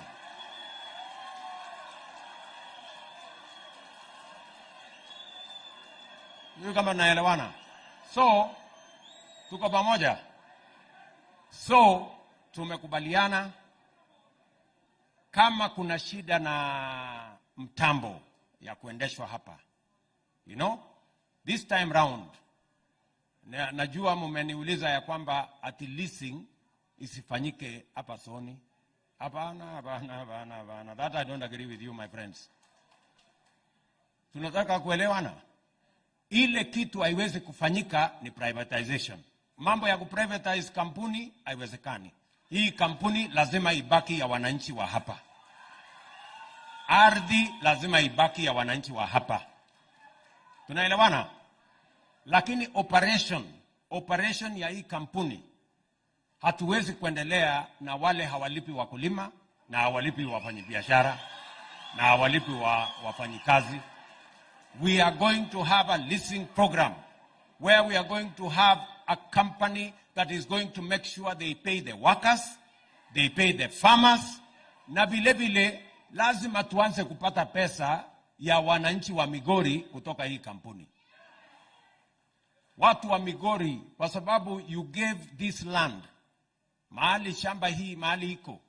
Mimi nimesema at least kila mwezi tupatiane hata kama ni milioni 50 kwa county government ya Migori, wagawie watoto wetu, either basari ama watengenezee barabara, kwa sababu tumepatiana shamba hapa na inatumika kuzalisha miwa, na we must account for it. The nucleus estate here must give money to the county government of Migori. Sijui kama tunaelewana. That is the model we are going to use. Na nitakalia hawa watu ngumu. Hakuna mchezo. Sijui kama tunaelewana. Mnataka nipembelezane na hawa watu? Waendelee ati kuchukua pesa alafu tunarudi hapa tunatafuta pesa ya hapana, no way. Sijui kama tunaelewana. Mimi nakubaliana na nyinyi. Wakulima hapa wameongea vizuri. Wamesema lazima tuwe na zoning, ndio kuwe na accountability. Mtu huwezi kutoka Kakamega ukuje uharvest miwa ya watu hapa Migori. Alafu unatuchanganya, pesa inapotea, there is no accountability, hatujui imechukuliwa na nani, ukora inakuwa mingi, poaching inaendelea, sekta yetu inaharibika. We must all be accountable. Tunaelewana? So nimeshukuru ya kwamba wakulima wanakubali tufanye zoning, na hiyo ndio sheria iko bunge. Tumemalizia katika National Assembly, sasa inaenda Senate, na in the next few months mimi nitatia kidole ikuwe sheria, ndio tuhakikisha kwamba sekta hii inasimama vizuri. Watu wa Migori tumekubaliana? Niende nitafute pesa ya kulima wa wakulima na nipange hiyo kazi ingine wote. Na wakora na cartel wasafiri, nitawasafirisha. Jambo la pili, mimi vile vile nataka tukubaliane na nyinyi, sawa sawa, katika hali ya kuzalisha chakula hapa Migori. Kwanza mimi nataka niwapongeze kwa sababu kwa Nyanza mzima, counties 4 za Nyanza, Migori ndio iko mbele kwa kutumia fertilizer. Mimi nataka niwahakikishie tutaongeza fertilizer ile inakuja hapa Migori. Tunaelewana? Tuwaongezee ndio muweze kuzalisha chakula zaidi. Hapa mko na kilimo ya mpunga ama mchele. We have a big opportunity here in Migori. Hapa Lower Kuja tuko na ekari karibu 30,000 ambayo tunaweza kutumia kuzalisha mchele. Iko kidogo matatizo iko pale, lakini mimi napangia katika budget yetu ya mwaka ujao nitaweka pesa. Nimetafuta marafiki ndio tukuje tufungue hiyo opportunity ya kilimo ya mpunga, kwa sababu tunataka kuongeza ardhi under irrigation kwa mambo ya rice by another 200,000 acres in Kenya. Tumepanga Tana River, tumepanga Mwea, tumepanga Ahero na tumepanga hapa kwenu Lower Kuja, sehemu hiyo ya Nyatike na kona hii ya Migori. Mimi nataka niseme kwa county government ya hapa wajipange, tunataka kushirikiana na wakulima ili tuzalishe chakula, tuondoe aibu ya njaa katika taifa letu la Kenya. Mnanielewa? Njaa tutafukuza Kenya kama tutasaidiana na nyinyi kama wakulima. Na vile vile mmesikia hapa katika ziwa la Victoria, Lake Victoria, pia tunataka kutumia Lake Victoria kuhakikisha kwamba tuko na chakula ya kutosha. Na ndio sababu juzi on Friday nilikuja kuanzisha program pale Kabonyo ambayo itatupatia fingerlings milioni 7 kila mwezi, ambayo tutaweka katika ziwa Victoria, ndio wavuvi wetu wakienda pale wakute kuna samaki watuletee, ndio tupunguze gharama ya samaki na tuhakikisha kwamba tunaongeza mapato ya wavuvi na watu wa sehemu hii. Pale tumeweka pesa karibu bilioni 1 ya hiyo Kabonyo, mahali tutazalisha. We have a big hatchery and other infrastructure that will support fishing in this region. Vile huyu Mheshimiwa Mvurya amepanga na tumeweka pesa karibu milioni ingine 900 kutoka Busia mpaka hapa Migori. Tunajenga landing sites 11 different landing sites. Mahali hawa wavuvi wetu wakienda kuvua samaki watakuta kuna mahali ya barafu, kuna cold room, kuna storage, kuna processing facility. Kila landing site tunaweka shilingi milioni 100.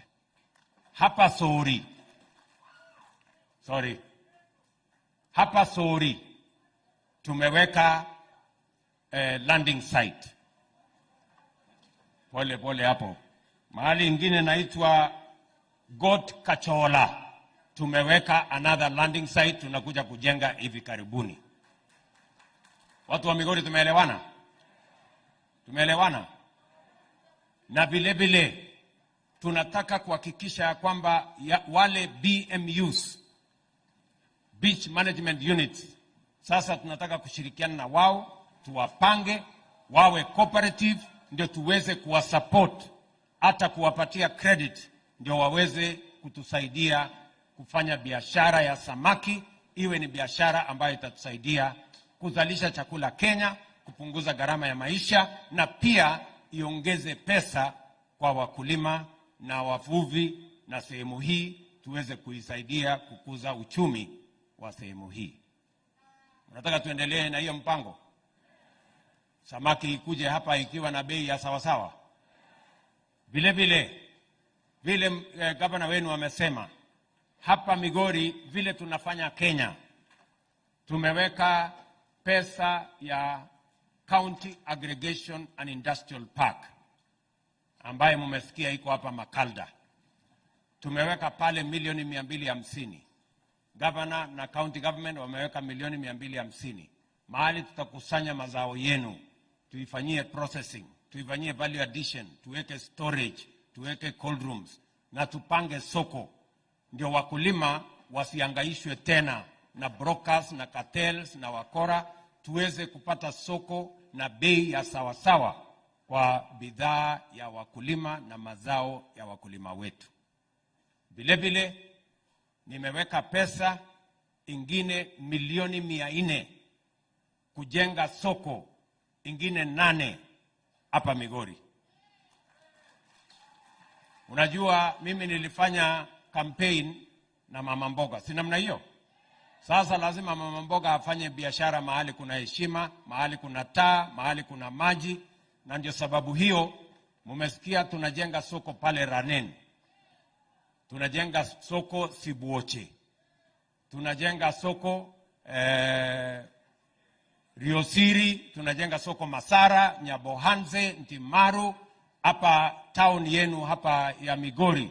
Pia tunapanga soko ya hapo. Because we want to create market infrastructure to support our farmers and their produce and to support business people. Ndio tuweze kuzalisha uchumi, tupeleke taifa letu la Kenya mbele. Watu wa Migori tutashirikiana pamoja na nyinyi. Muko tayari? Muko tayari tushirikiane? Vile tumekubaliana na county government yenu ya kwamba mambo ya matibabu lazima tuwe na mpango ambayo itahakikisha kwamba watu pale chini wanapata nafasi ya kufikia matibabu bila gharama ya juu.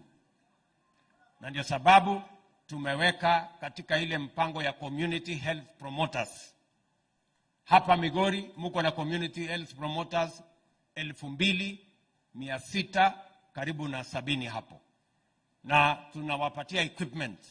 Tayari we have released equipment ya karibu milioni 52 imekuja hapa Migori.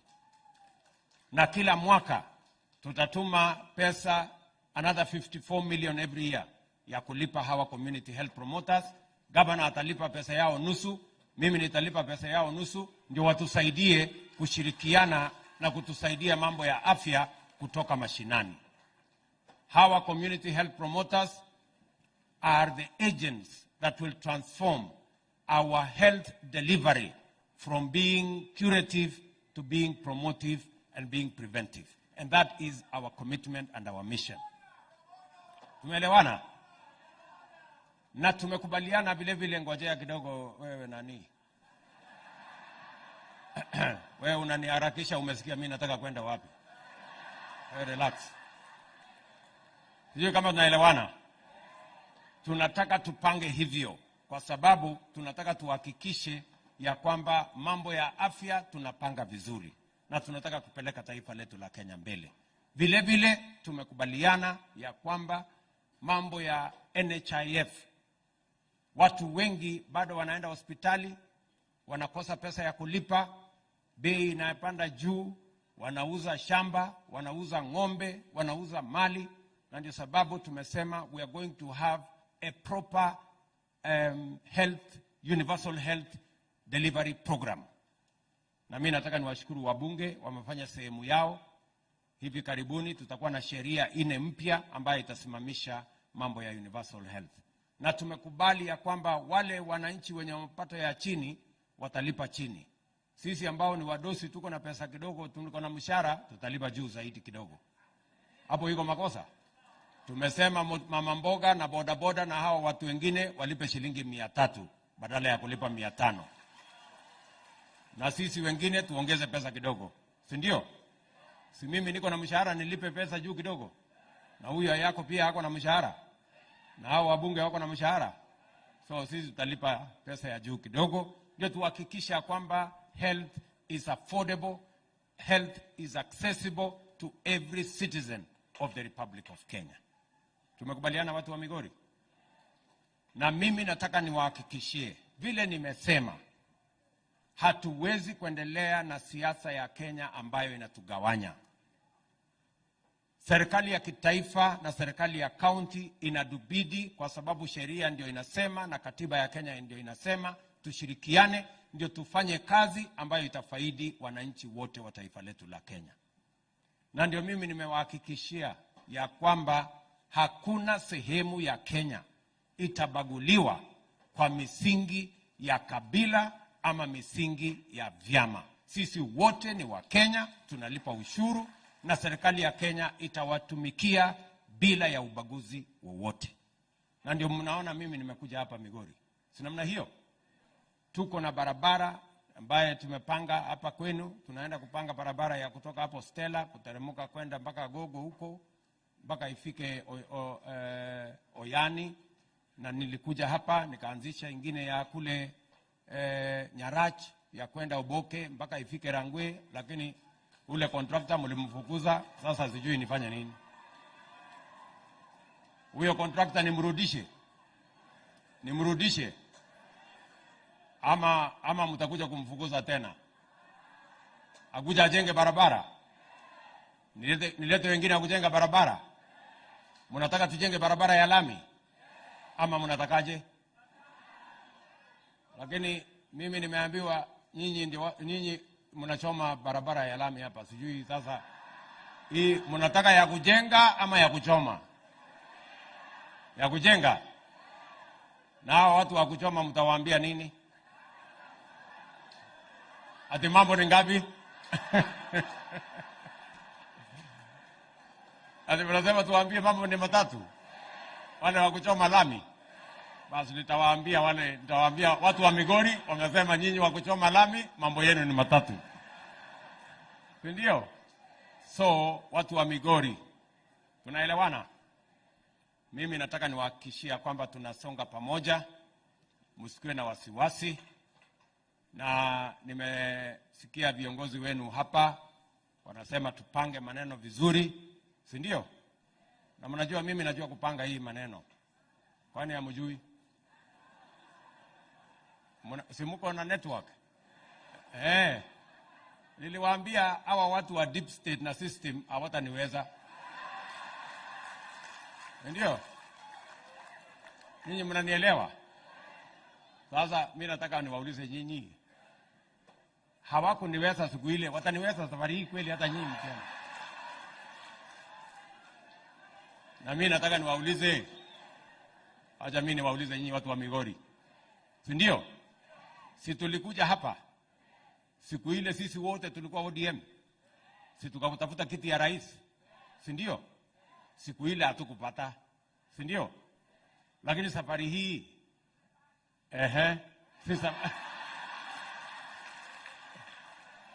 sasa si tumepata? Si tumepata ile tulikuwa tunatafuta? Sasa shida yenu tena iko wapi? Mnafanya maandamano ya nini na mimi ni rais na tulikuwa tunatafuta sikio pamoja? Mimi mnanielewa? Tunaelewana? Tuko pamoja? So tuache mambo mingi. Sisi wote ni wananchi wa taifa letu la Kenya. Sawa? Nilikuwa naambia watu ya Homa Bay jana kwamba unajua siku ile mimi nilikuwa natafutia kura Agwambo. Si namna hiyo? Si mimi nilikuwa mtu yake? Ama kwani nyinyi mnajifanya ati nyinyi ni watu yake na mimi si mimi, hata mimi nilikuwa mtu yake? Ama namna gani? Lakini saa hizi si mimi ndio rais wa Kenya? Si sasa Agwambo ni mtu yangu? Sasa shida tena iko wapi? Ama mnatakaje nyinyi? Na mimi nataka niwapatie warning nyinyi watu wa hapa Migori. Nyinyi muanze kunizoea. Kwa sababu hata mimi najipanga kuwazoea. Ndio? So kwa sababu tunataka kujenga Kenya moja. Hatutaki Kenya ya vurugu. Hatutaki Kenya ya vita. Hatutaki Kenya ya chaos. Tunataka Kenya ya amani, tupange maendeleo, Kenya isonge mbele. So mimi nataka nishukuru sana viongozi wote walionitembelea hapa, waliotembea pamoja na mimi. Tumetembea hapa Migori, tunawapenda sana. Nyasaye ukwedhu, Mungu awabariki sana na tunawapenda sana. Asante sana Mheshimiwa Rais. Naomba Mairio wacho kose oko wacho. Ber kose ok ber. Chakufua najo dalawa. Now, Your Excellency, regarding farmers, I just wanted to add, I know you have been Minister for Agriculture.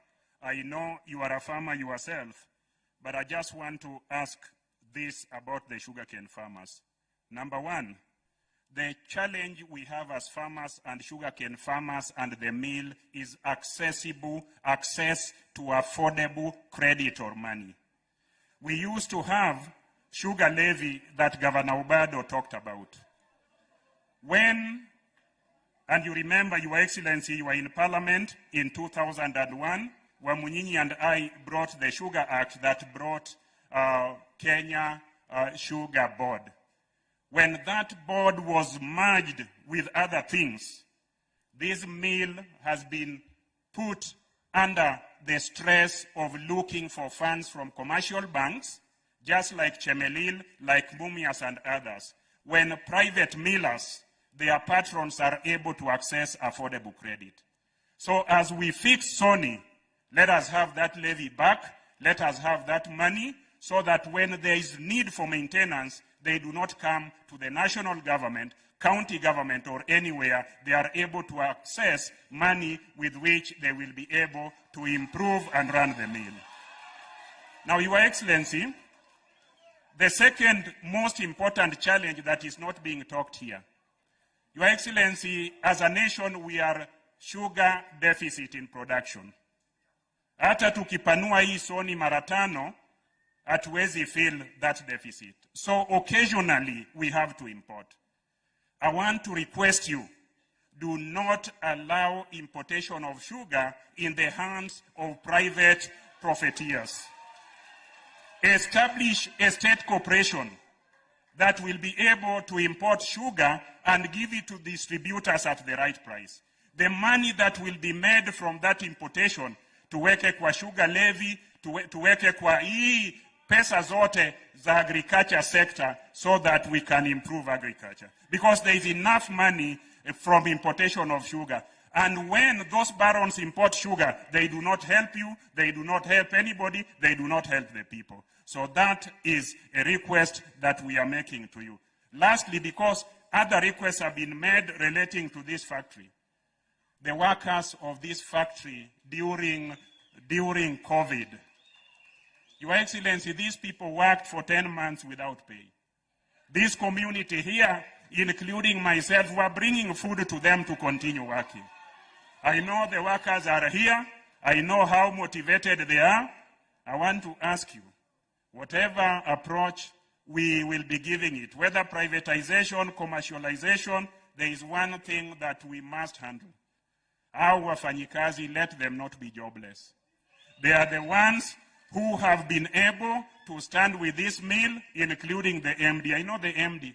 Huyu MD hatakuwa anapata mshahara.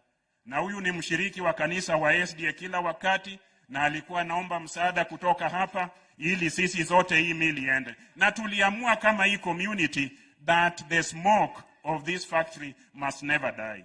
So as we consider this, let us not forget about the workers of this place. Now, having said that about sugar, Your Excellency, mimi ni mjukuu wa Mbogo Keno. You know, when other people talk about privatization, land is a very sensitive thing here. I want to tell you, when I heard you speak in Uriri, and you said the land is not going, the spirit of Mbogo will rest. Na tutakuwa sawa sawa. Joturo winja. President no wacho kawa Uriri, nibiro los kambi ni nito lop jo piny ok no dhi ber kose ok ber. Na on that, we are together. We want it to be commercialized. We want it to be improved. But tafadhali, let the spirits of our ancestors not be placed in the hands of a private person who may not respect those spirits. Na ukando na hiyo, najua wengi wameshtuka ati Ochilo wako hapa. I want to tell you, my brothers and sisters who are here, 2 weeks ago, all Azimio governors met in Mombasa and we had all our principals. Baba alikuwa ndani, Kalonzo Musyoka alikuwa ndani, na tulikutana kule Mombasa, and we were hosted by the governor of Mombasa. Governor of Kisii was there, governor of Nyamira was there, governor of Kisumu was there, governor of Busia was there, of Kakamega, kila sehemu ambayo tulipigiwa kura kama watu wa Azimio. And we resolved that as a leadership of counties, we must make the constitution work. The constitution of Kenya allows voters to vote 6 times for 6 different positions. And it may happen, as it has happened today, that the president was leading and is still leading what we call Kenya Kwanza formation, and is the president of Kenya. It is happening, as it is happening today, that the governor of Migori, yours sincerely, Ochilo Ayako, ni mtu wa Mazimio, and is leading the government of Migori. In order for these people to get services, we resolved as governors of Azimio that we cannot take the nation backwards. We will work with the national government, and the national government will work with us, and that work sio siasa. We also recognized that multipartyism is here to stay. So, Your Excellency, I am happy. I know we have politicians here. Some of them wakisema ati let's join the government. They are thinking, or people may think that we want to defect to the government. You have said it clearly, in crystal clear language, that you will serve the people of Kenya, irrespective of how they voted, irrespective of how they will intend to vote in the future, because the nation must grow everywhere and anywhere, because it's one nation, 47 county governments, and one national government. Ukweli ama sio ukweli, wananchi? Kwa hivyo, Rais, tunakuomba upate muda kila wakati, tembea pale Rongo, walikuwa wanakuhitaji, wamekusubiri, hawajakuona leo kwa sababu program ni fupi. Hapa Wendo umekuja, tunakushukuru. Uriri umekuja, tunakushukuru. Suna West, Kuria East, Kuria West. And that's how friendship is made. So that when you come back, whenever you want to come back and talk to these people, there will be a starting point. So I want to thank the people of Awendo for coming here to welcome the president, and also for coming here and asking and requesting that they be served like other Kenyans. I want to tell our people just a few things. Recently, we started having our first flight pale airstrip yetu ya Migori inaitwa Lichota. Wakati tulikuwa na hiyo airstrip ya Migori, we did not have a place for holding and handling customers. When your government and my government met, and we undertook as a county government to put up that place, we did it in 4 weeks, and the plane can now land and take off from Migori. The promise we got from your Waziri Murkomen, who is my very good friend, kwamba serikali ya Kenya imeweka 200 million ya kujenga a modern terminal. Tafadhali, wakati umekuja hapa, expand that airstrip, iwe airport. Watu wa Kenya watue Migori, waende Tanzania, wa Tanzania watoke Tanzania watue Migori, so that we have a great place. So thank you very much, because when county and national governments work, watu wanasaidika. Your Excellency, I will fail if I do not mention that we are also among the other 47 counties that your government gave 250 million, and we also produced 250 million for county aggregation and industrial park na inajengwa pale Makalda. We as Kenyans in this part of the world, we want to stand on our feet, earn money, and also pay taxes. Your Excellency, I want to mention that under the same partnership, your government, together with the government of Migori County, are constructing a market at Riosir, another market at Ranen, another market at Sibuoche, a market at Masara, a market at Wathonger, a market at Nyabohanze, and another market kule Ntimaru. This we must do because the Constitution tells us that it's the right thing to do, kwa sababu hao wote ni walipa kodi na hao wote ni wa Kenya. Tunaweza kutafautiana kivyama, lakini the common denominator, we have been elected by the people, and these people want services, they do not want wrangles. Maybe there will be some other time to wrangle in the future. And that brings me to this, Your Excellency. The discussions and dialogue in Nairobi, au watu wanaingojea vile wakulima wanangojea mvua. I want to request you humbly, ask those who are involved in that dialogue to know that the people support it, and they are very expectant. Au watu sio watu wa fujo, hawataki vita, and they know wewe ukiongea na baba, ile mnasema italeta faida kwa hao. So Your Excellency, we as people of Migori, we are always afraid of thunder. Tunaogopa radi.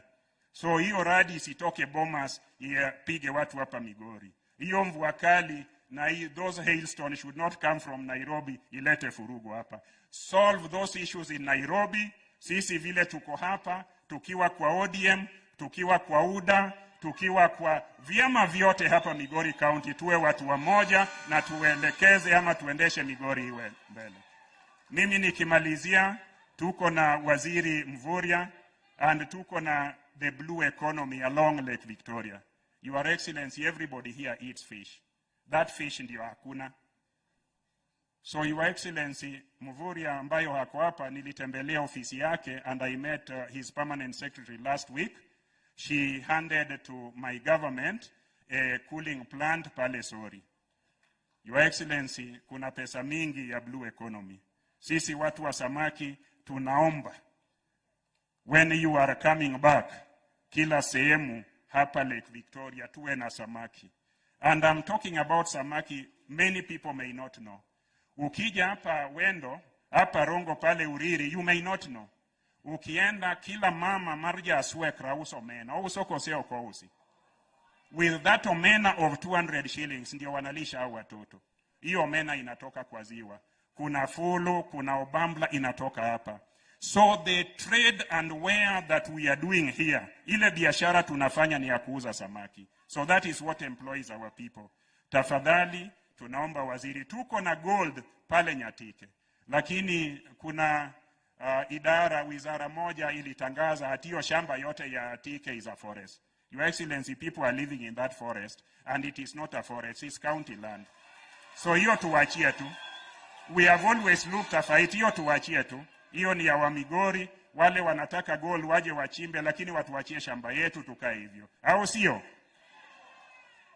Mimi sitasema mengi kwa sababu leo ni siku yako, Your Excellency. I just want to thank you for coming here, and I want to ask you and request you, because you are the President of Kenya, that these visits that you have done, that you have not placed the condition that somebody who belongs to a different party must come to. This is the way to build a unified Kenya. I should not be compelled to visit a public office and then be told that I can only be served if I belong to the ruling political formation. So I am here on my own volition, but I'm also here under duty to work for the people of Migori. Tufanye ama tusifanye? Kwa hivyo, mimi nataka kuchukua nafasi hii, ni kualike uje mbele hapa, na kabla usimame rais, wacha hao ndio wasimame. You know you are the president and we have one president and one baba.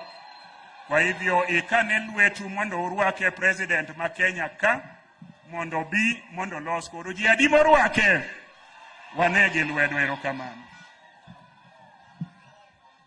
Asante sana Mheshimiwa Governor, tafadhali tuketi chini.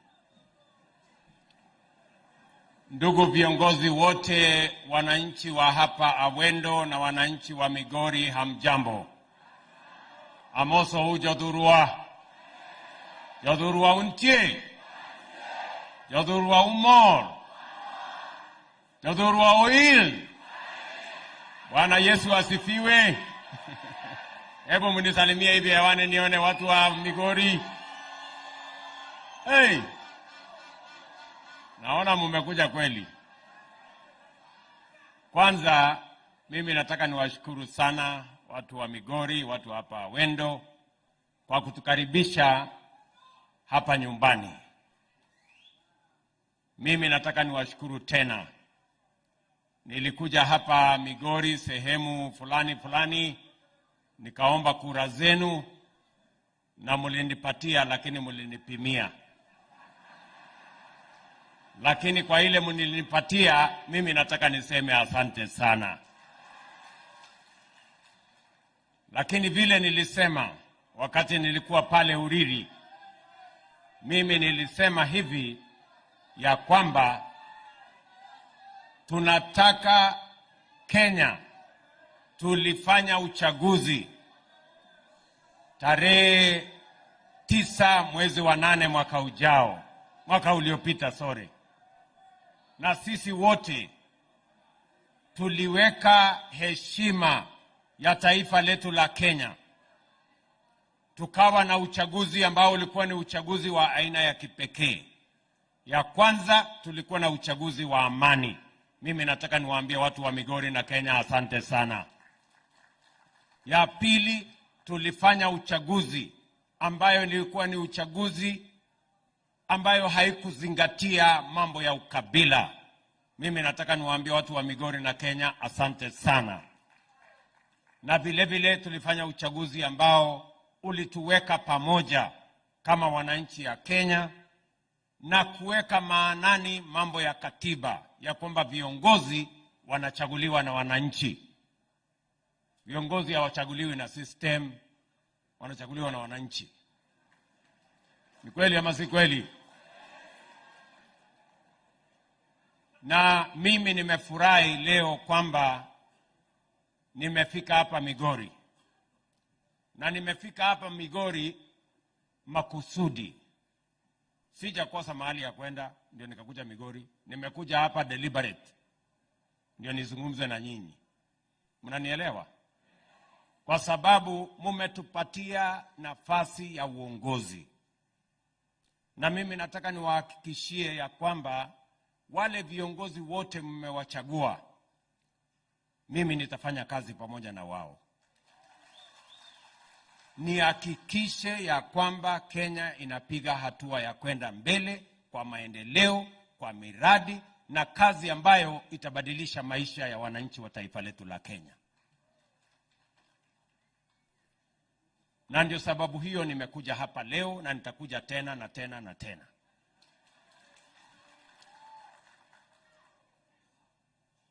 Leo mimi nimefika hapa kwa sababu nimekuja kuanzisha hospitali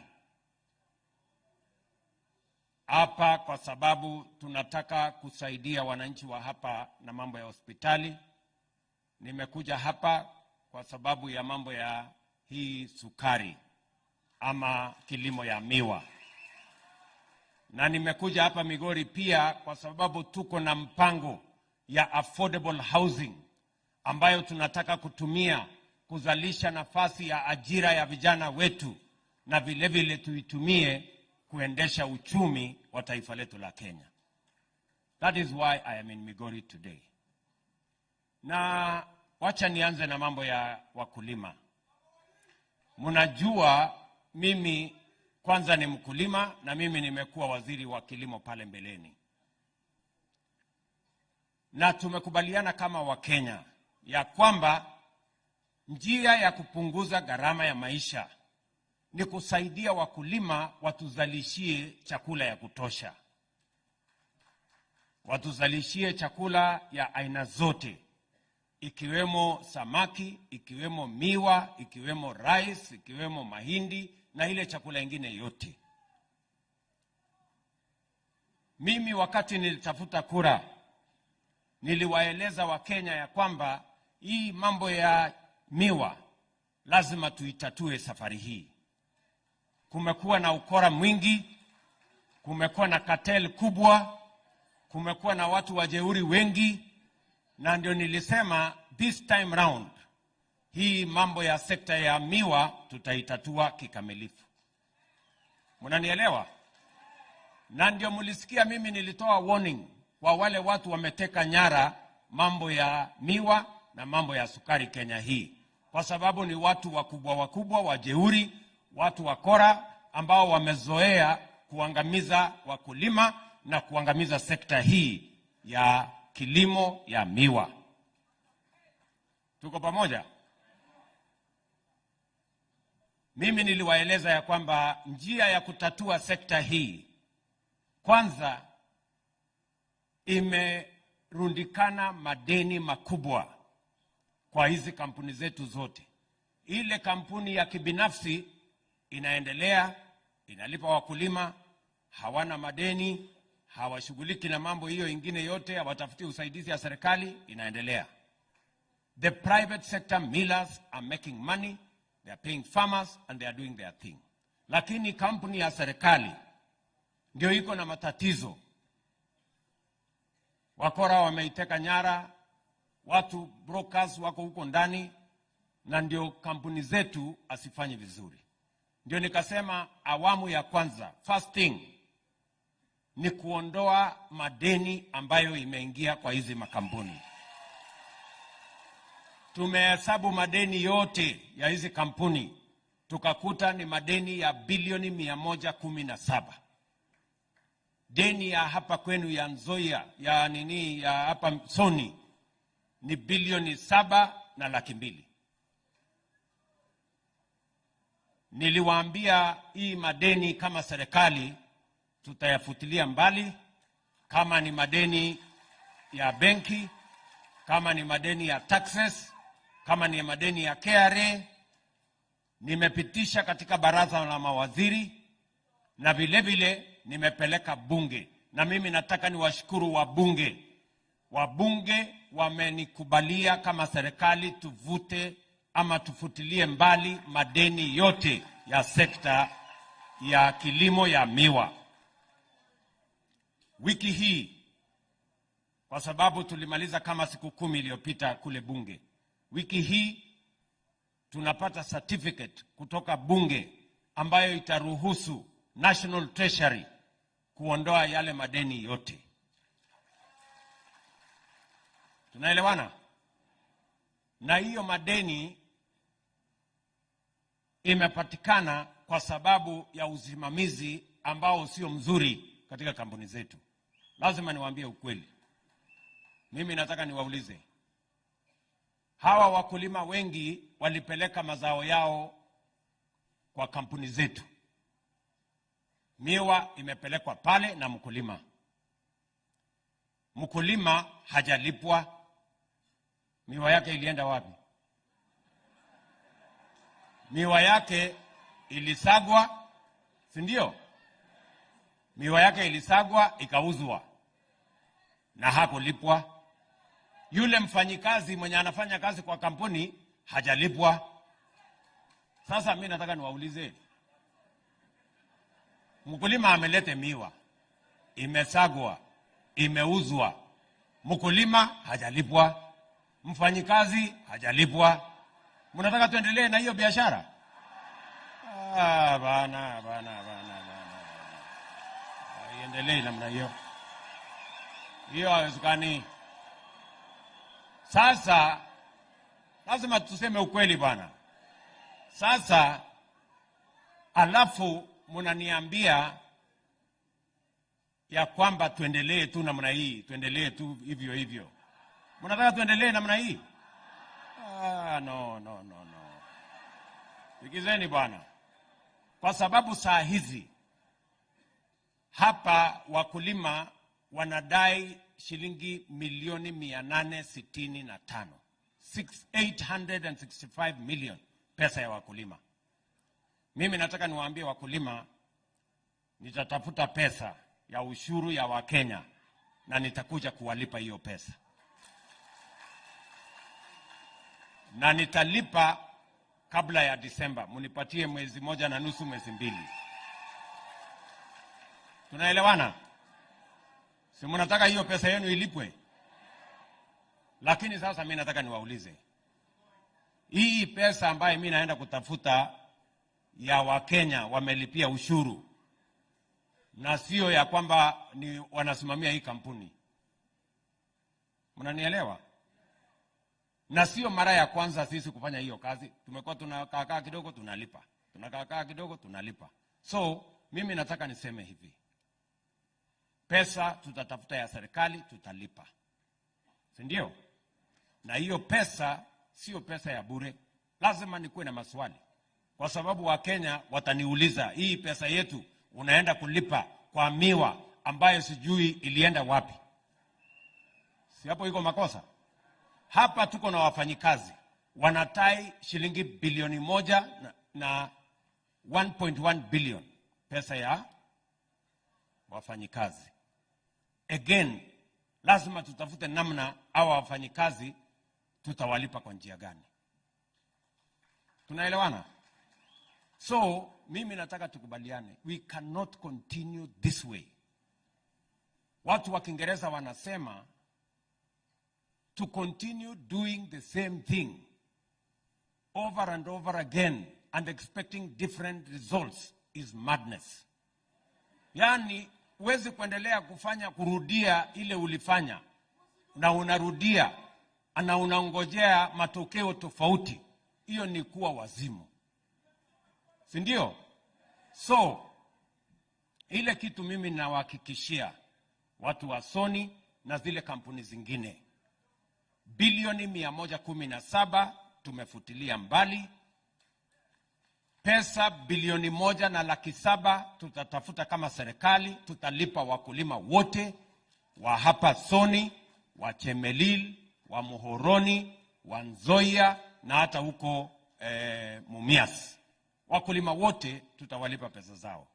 Sawa sawa? Lakini hatuwezi kuendelea ati sasa tukuje tuanze tena baada ya mwaka moja, mwaka mbili, mwaka tatu turudi hapa tena, wakulima hawajalipwa, wafanyikazi hawajalipwa, tafuta pesa ya serikali. Hiyo mimi siwezi fanya. Si ndio? Hawa watu wote ambao wamechangia hii maneno, mambo yao ni matatu. Hakuna story nyingine.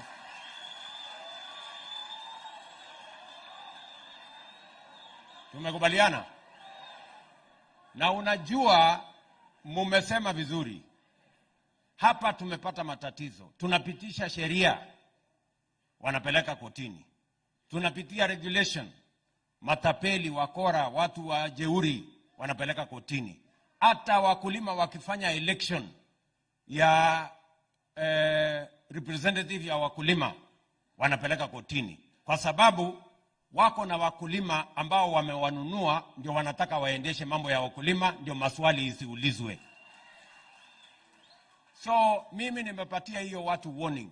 The people who have taken the sugar sector hostage, and we know them. The people who normally go to court to block any meaningful transformation of our sugarcane sector.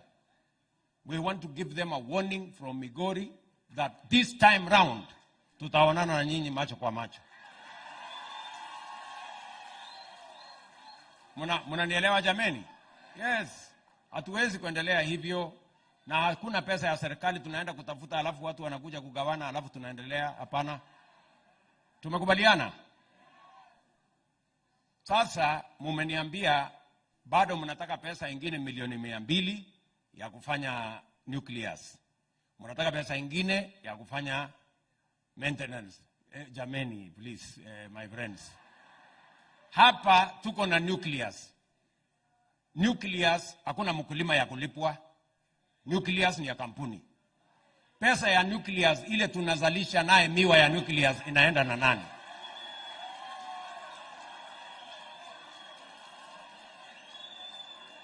Ndio kama naelewana. So tuko pamoja. So tumekubaliana kama kuna shida na mtambo ya kuendeshwa hapa. You know, this time round, najua mmeniuliza ya kwamba ati leasing isifanyike hapa Sony. Hapana. That I don't agree with you, my friends.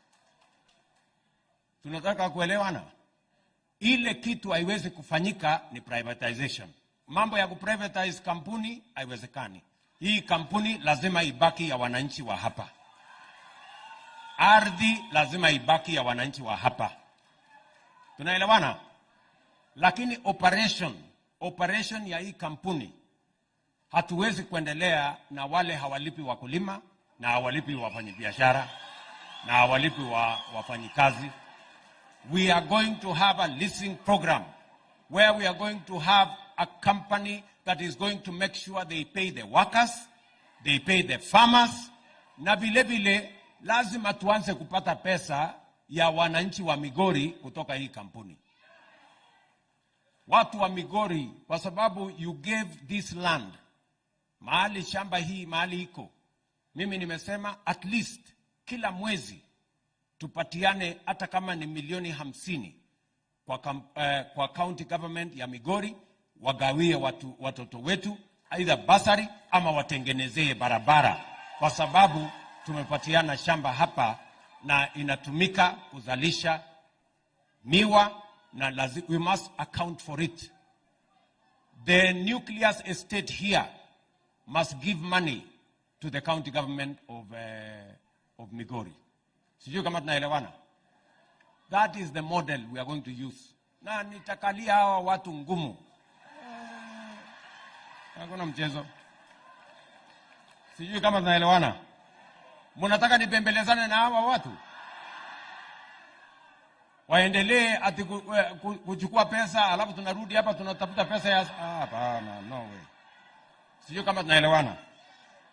Mimi nakubaliana na nyinyi. Wakulima hapa wameongea vizuri.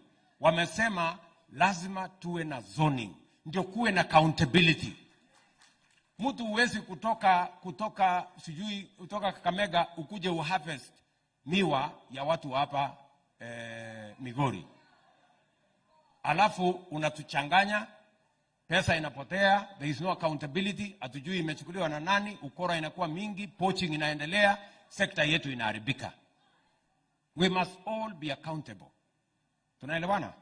So nimeshukuru ya kwamba wakulima wanakubali tufanye zoning, na hiyo ndio sheria iko bunge, tumemalizia katika National Assembly, sasa inaenda Senate, na in the next few months mimi nitatia kidole ikuwe sheria, ndio tuhakikisha kwamba sekta hii inasimama vizuri. Watu wa Migori tumekubaliana? Niende nitafute pesa ya kulima wa wakulima na nipange hiyo kazi nyingine wote. Na wakora na cartel wasafiri, bas nitawasafirisha. Jambo la pili, mimi vile vile nataka tukubaliane na nyinyi. Sawa sawa? Katika hali ya kuzalisha chakula hapa Migori, kwanza mimi nataka niwapongeze kwa sababu kwa Nyanza mzima, counties 4 za Nyanza, Migori ndio iko mbele kwa kutumia fertilizer. Mimi nataka niwahakikishie tutaongeza fertilizer ile inakuja hapa Migori. Tunaelewana? Tuwaongezee ndio muweze kuzalisha chakula zaidi. Hapa muko na kilimo ya mpunga ama mchele. We have a big opportunity here in Migori. Hapa Lower Kuja tuko na ekari karibu 30,000 ambayo tunaweza kutumia kuzalisha mchele. Iko kidogo matatizo iko pale, lakini mimi napangia katika budget yetu ya mwaka ujao nitaweka pesa. Nimetafuta marafiki ndio tukuje tufungue hiyo opportunity ya kilimo ya mpunga, kwa sababu tunataka kuongeza ardhi under irrigation kwa mambo ya rice by another 200,000 acres in Kenya.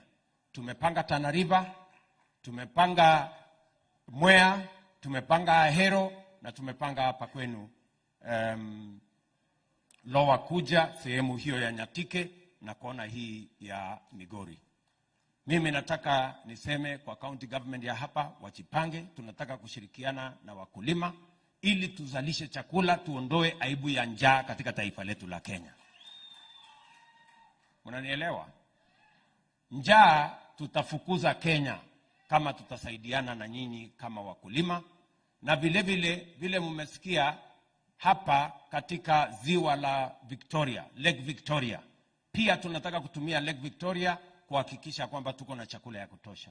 Na ndio sababu juzi on Friday nilikuja kuanzisha program pale Kabonyo ambayo itatupatia fingerlings milioni 7 kila mwezi ambayo tutaweka katika ziwa Victoria.